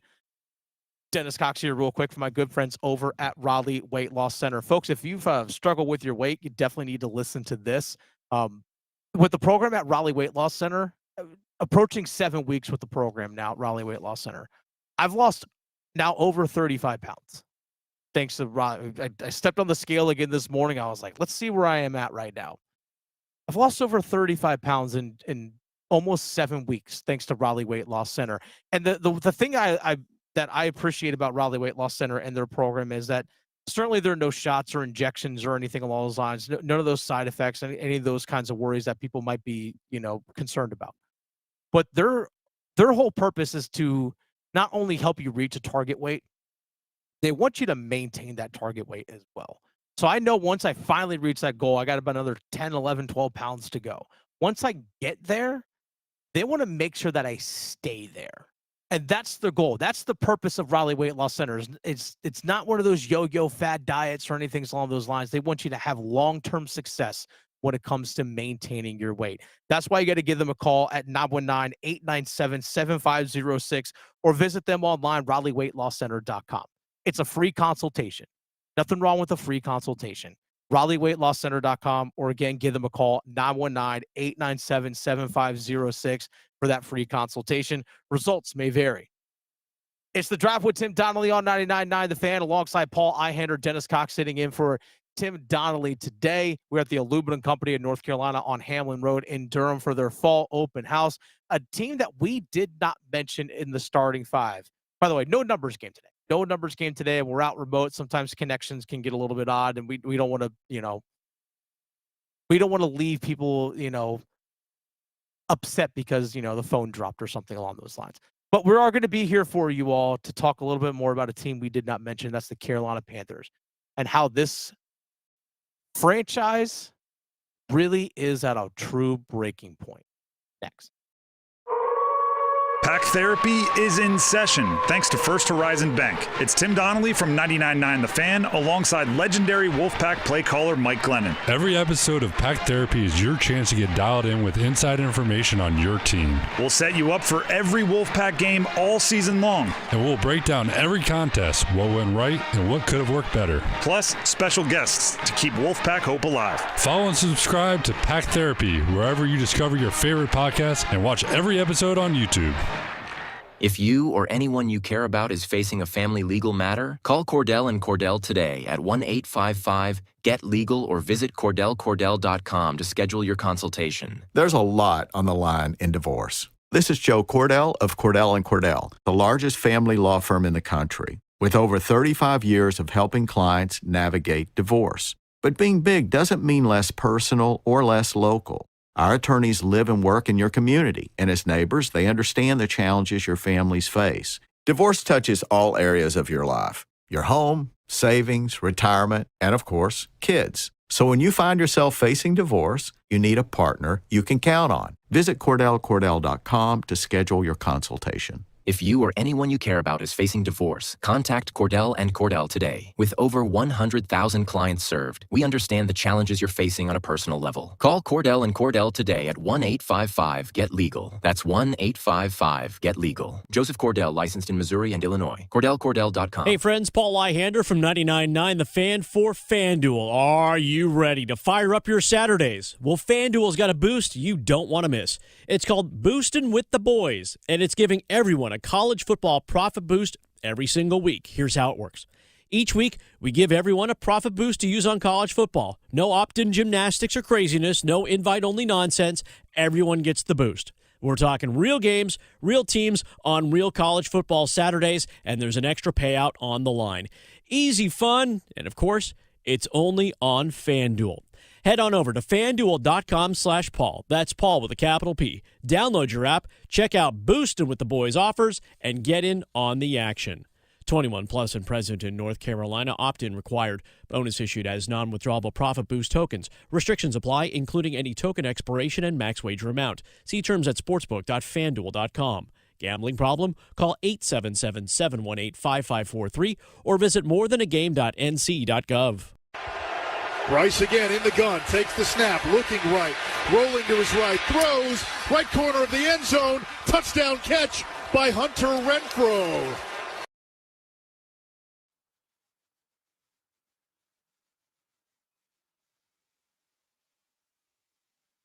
It's the Drive with Tim Donnelly on 99.9 The Fan. Dennis Cox and Paul Ihander sitting in for Tim Donnelly this afternoon. It's very fitting that Max Gorin, who's producing the show at our Lenovo studios back in Raleigh, we're at the Aluminum Company of North Carolina on Hamlin Road in Durham for their fall open house. I think it's very fitting that he plays the song Eminence Front by The Who for our conversation here regarding the Carolina Panthers, because it feels like who is going to actually lead this franchise in the proper direction in terms of the Carolina Panthers. Because right now, David Tepper, he's struck out so far in every way, shape, or form. David Tepper's not going to lead this team. He's not. This has nothing to do with David Tepper anymore. It doesn't. David Tepper is not on the field. He's not.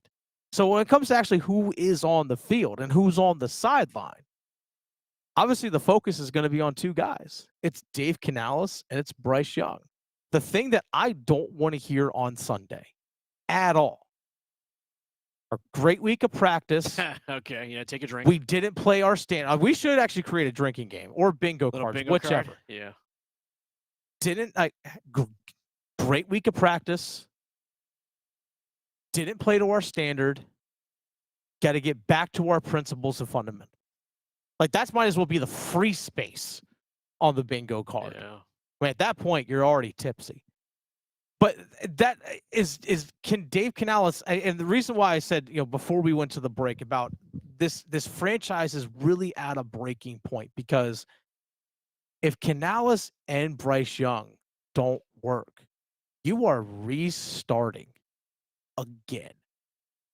Truly are restarting again. And I don't know how this franchise can handle that. How many journeyman quarterbacks are still out there? You're not going to go trade for Kirk Cousins. No. If you run it back with the Chicago Bears and go, we'll take Caleb Williams off your hands. You're right where you started. You're right where you are again still. Yeah. Gardner Minshew is a Band-Aid. So I guess you have to draft somebody again. Damn, this 26 class ain't looking great. How many more times do you have to go down that road? Yeah. And is it a quarterback whisperer that you truly needed?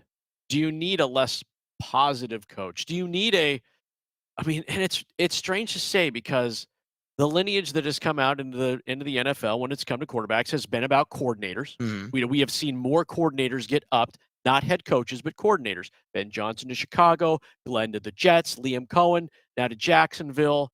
This isn't a long list. Pete Carroll came out of retirement. I get it, in Las Vegas, but it's been more about coordinators taking the ascension. I'm not sure there are many more coordinators out that could take the ascension to where you're going to be comfortable where the Carolina Panthers are. We've tried this experiment now. We've tried this experiment with a veteran coach and even brought back a familiar face in Frank Reich. And that just fell flat on its face. Yeah, it did. And I'm not sure we're to that point to where we're calling for Canales' head. I mean, we're definitely far away from where we were 6 weeks ago. And you can scan every video that was ever posted, either by you and Chris on Panthers Playbook, with sponsored by Wake Orthopedic, or what I like to call the government propaganda that comes out of the Carolina Panthers and the press conferences when it came to Canales. We love our coach. We love the enthusiasm. We're ready. I'm ready to run through a wall for him. And now no one's ready to run through a wall for him because they're hearing the same things over and over again, because no one wants to run through a wall after hearing it was a good practice. And then watching this team go out and get blitzed by Jacksonville and have to play comeback the entire game against Arizona, where they had to make it interesting, where we're not necessarily being critical of Bryce Young because he put up the numbers, but then as you look closer at the performance, you're like, a lot of those numbers came because they weren't defending the guys he was passing the ball to. Yeah. And your big hit right now, and again, this is also about the Dan Morgan. I say, Dan Morgan, he's cooking. Remember in the offseason, we all said it. Yep. Dan Morgan, he's cooking. Got these defensive guys now. Got the stuff. We got the stuff. And then you're 0-2. Yeah. And you're going into a divisional game, a very, very critical, important division game against Atlanta. These are the ones you have to win. Everything else you can lose. Don't care. You got to win the division. Mm-hmm. They're going this game, and they're an underdog at home. And not underdog necessarily in numbers or in betting or whatever it is, but who is picking the Carolina Panthers right now to win a football game? And that is a mindset that has seeped into not just Panthers fans. Yeah. But I think the collective as a whole, because what was everybody's little dark horse friendly choice going into the regular season? Right? Panthers. It was Panthers. Dark horse team, because people wanted to try and get ahead of it. Didn't happen. No. It's falling flat on its face. Let's be honest. It's falling flat on its face. I actually, speaking of Chris and Panthers Playbook, Chris actually mentioned something yesterday. He and I were guests on another podcast that invited us on. And Chris actually did say this. This franchise actually hasn't said they're in a rebuild. Because remember when Tepper came in and eventually he hired Matt Rule, and there's, let's go get Teddy Bridgewater. And let's go and try and make some moves right now. Let's actually make a trade with Jacksonville to go get CJ Henderson a couple games into the season and do all that type deal. And then hey, you know what? Let's go get Sam Darnold. Let's trade a bunch of picks and stuff. Let's go get Sam Darnold. And then let's also draft Matt Corral and let's go get Baker Mayfield and all that kind of stuff now. So they used, and then they eventually, let's use 2 firsts and 2 seconds and DJ Moore to try and go get Bryce Young. And they signed they drafted Bryce Young, and then they signed all these veteran guys like, hey, let's go bring in DJ Chark. Let's get, the tight end, I can't remember his name, Hayden Hurst. Let's go get him. Let's also bring in Adam Thielen. Let's go get this guy and that guy and all that kind of mess. They never actually said, let's truly strip it down and rebuild it. Because you got to think of all the money they spent the last 2 seasons on their offensive line last year, then this offseason on their defensive front, and then let's go draft another number 1 wide receiver. Let's go draft 2 edge rushers on day 2 of the draft. They never actually went, let's truly strip this thing down and build it back up from the ground up. Quicksand since the departure of Ron Rivera. Yeah. Absolute quicksand. And some franchises are just snake bit. It happens. The frustration for Carolina Panthers, the frustration for just watching this team and having the expectations that you do and constantly being let down over and over and over again. To your point, they haven't actually said this team is in a rebuild. Yeah. It feels like it's always been in more of a remodel.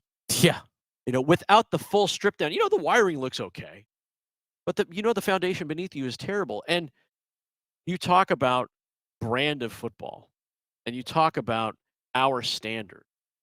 And whatever the standard is, they keep falling short of it because it's a recurring theme over and over and over again. Still don't know what the standard is. So, precisely. Yeah. So what is it? What was the goal? And every NFL team, it's the same goal.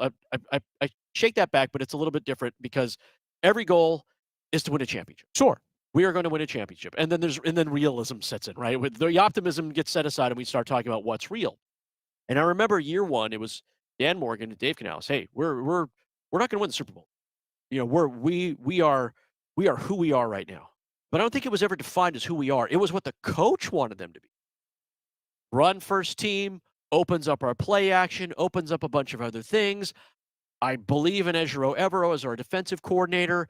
And then nothing. And then it keeps recurring. And we believe in this theme, we believe in this thing. And there's a consistency to it. And I admire the consistency. But it still hasn't come with any change. There hasn't been any alterations to anything. No. Like, is there anything special about, and you brought it up, I think, last hour about, is there anything special that's being drawn up for these special players? Knowing that, to be fair and to be honest with you, if they threw the ball 18 times a game to Tet McMillan, T-Mac, who I said at the beginning of the season, he goes, hey, everybody calls me T-Mac. I said, no, earn your nickname first. Yeah.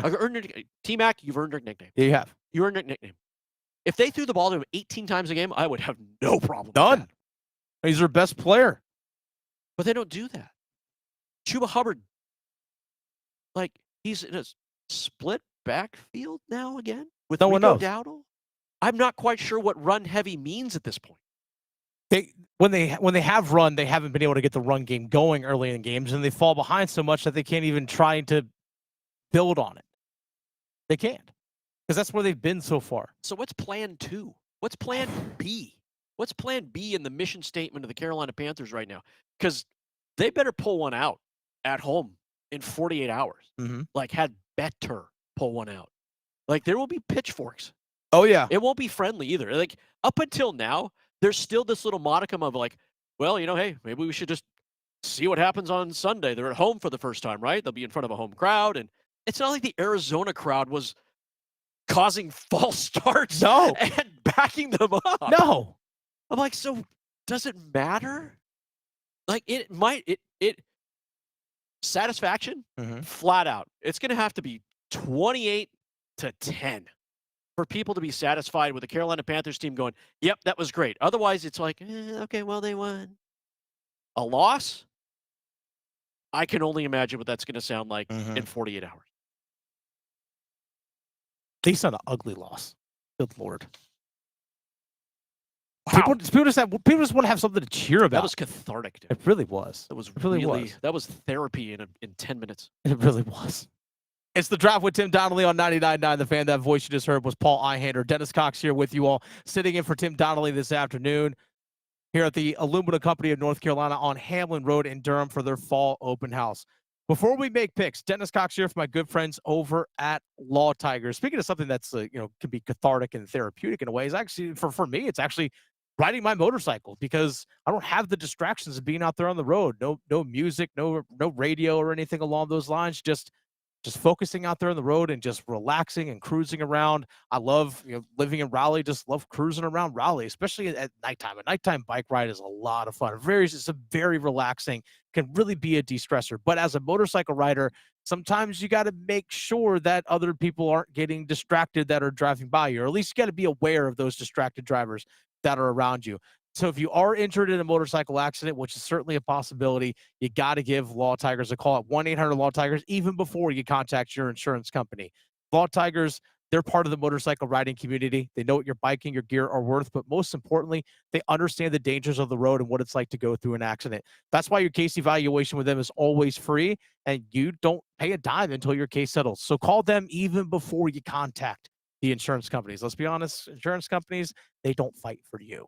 Law Tigers is there for you. Call 1-800-LAW-TIGERS, North Carolina's motorcycle lawyers. Law Tigers is a network of independent law firms who are members of the American Association of Motorcycle Injury Lawyers. Law Tigers is not a law firm. It's The Drive with Tim Donnelly on 99.9 The Fan. Before we get to the weekend into overdrive, we got to make some picks this weekend. We got to actually put it in stone who we think's going to win next. Move your sports day forward.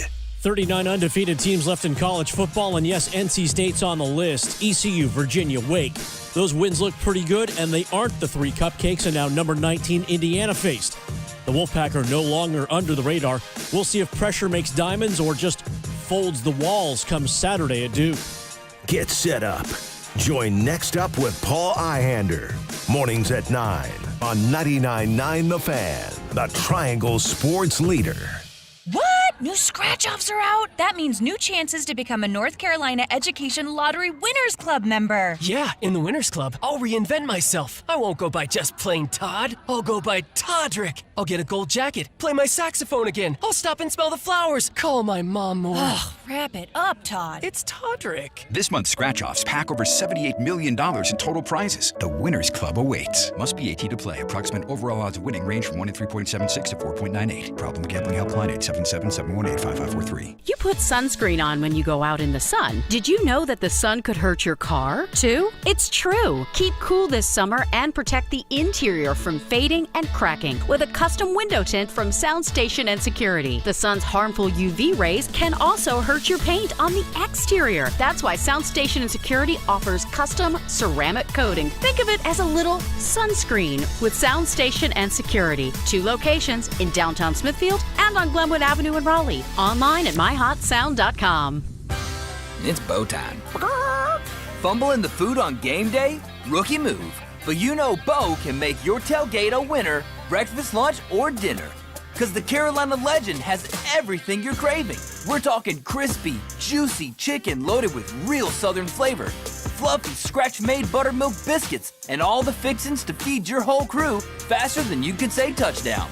Be the MVP this season and let Bojangles do the cooking. Order your tailgate today. It's bow time. Planning a tailgate? Then it's bow time. Bojangles has everything you need for the perfect tailgate, no matter how many fans you're trying to feed. There's the original tailgate, the super tailgate, and for a really big crowd, the jumbo tailgate special. And if you like your chicken off the bone, choose the Supreme's tailgate special that includes 12 perfectly seasoned tenderloin fillets. So grab the tickets, get that Bojangles tailgate special, and go. It's bow time. Here's the snap. Minso, deep drop, fires for Shepard on the left, and he'll take it in for the touchdown. His first career touchdown. All right, real quick, folks, you have 10 minutes left. 10 minutes left to enter the final word in our Sin City Skateaway. Text FLUSH, F-L-U-S-H, to 919-860-5326. Again, FLUSH to 919-860-5326. Dennis Cox and Paul Ihander sitting in for Tim Donnelly this afternoon on the drive with Tim Donnelly on 99.9 The Fan. We're at the Aluminum Company of North Carolina on Hamlin Road in Durham for their fall open house. Swing by here tomorrow between 8 and 4 p.m., 8 a.m. to 4 p.m. for their fall open house. They got free food, snack table, anything you look to get done for the exterior home. It's free to come here and talk to somebody. It's free to come here and talk to somebody. But before we get to the weekend, Paul, Max Gorin, our producer back in the studios at our Lenovo studios in Raleigh, he's going to give us some names. Paul, let's make some picks for the weekend. Take it, Max. All right, gentlemen, we got a loaded slate. Got a loaded slate of football this weekend, both collegiately and in the NFL. So, we'll go in chronological order. We'll start on Saturday with some college football.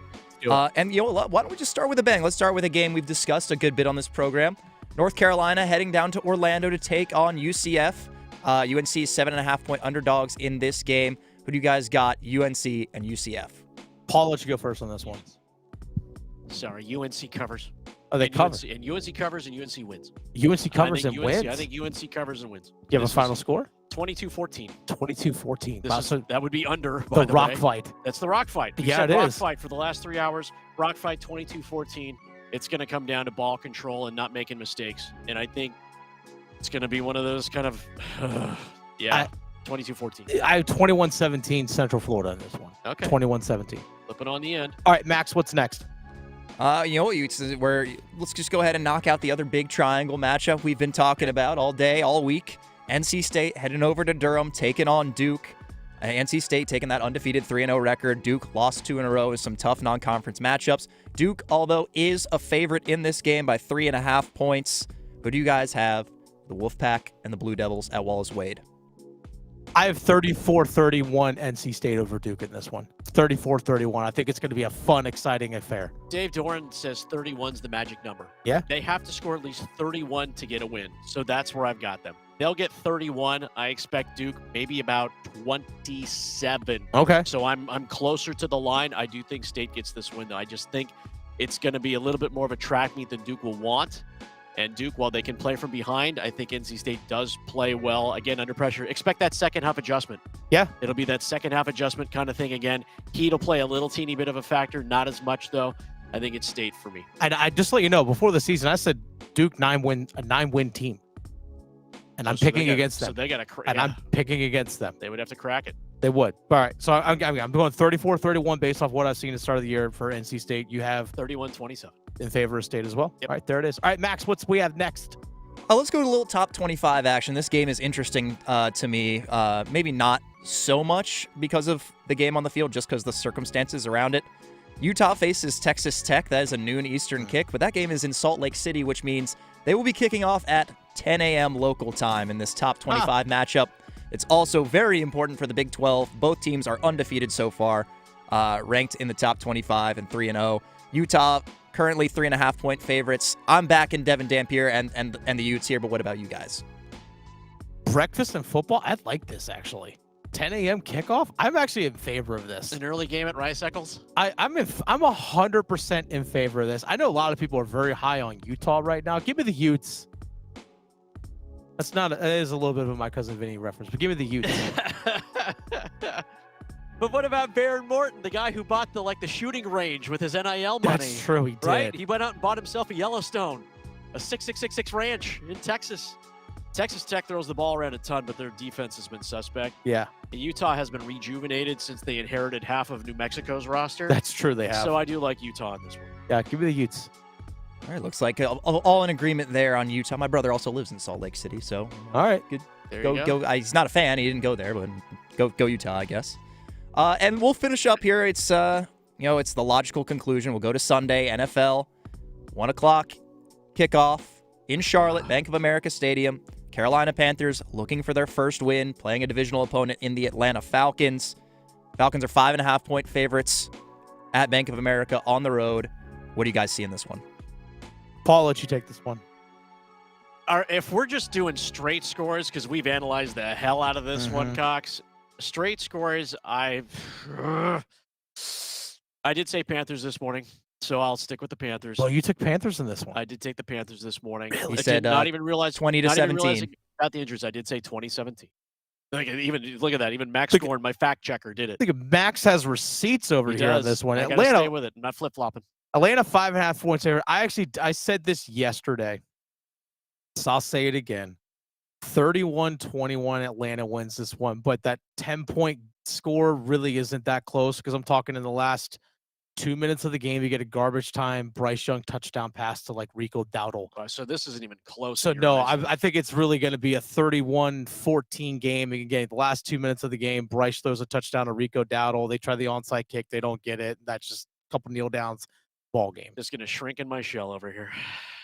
I don't want that. I don't want that to be the case. I know. I don't want to. to. It's okay. I don't want to stand on the sidelines. It's called being honest, Dennis. I know. I don't want to stand on the sidelines doing Panthers playbook, myself and Chris Lee, for an 0-3 football team.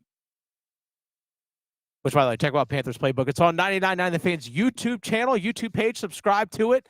Like and subscribe as well. Again, YouTube.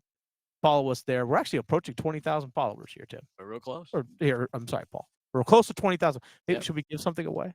Yeah, we'll give some away. All right. See, that's from the boss himself, Paul we'll Ihander. That's from the boss, Paul Ihander. Again, that's Paul Ihander, Dennis Cox here with you. We're here at the Aluminum Company in North Carolina for their fall open house. Swing by here on Hamlin Road in Durham between 8 a.m. and 4 p.m. tomorrow. Big thanks to Max Gorn back at our studios in Raleigh. Coming up on Overdrive, you'll hear from WWE superstar Bronson Reed, as well as more football talk, getting you ready for the weekend.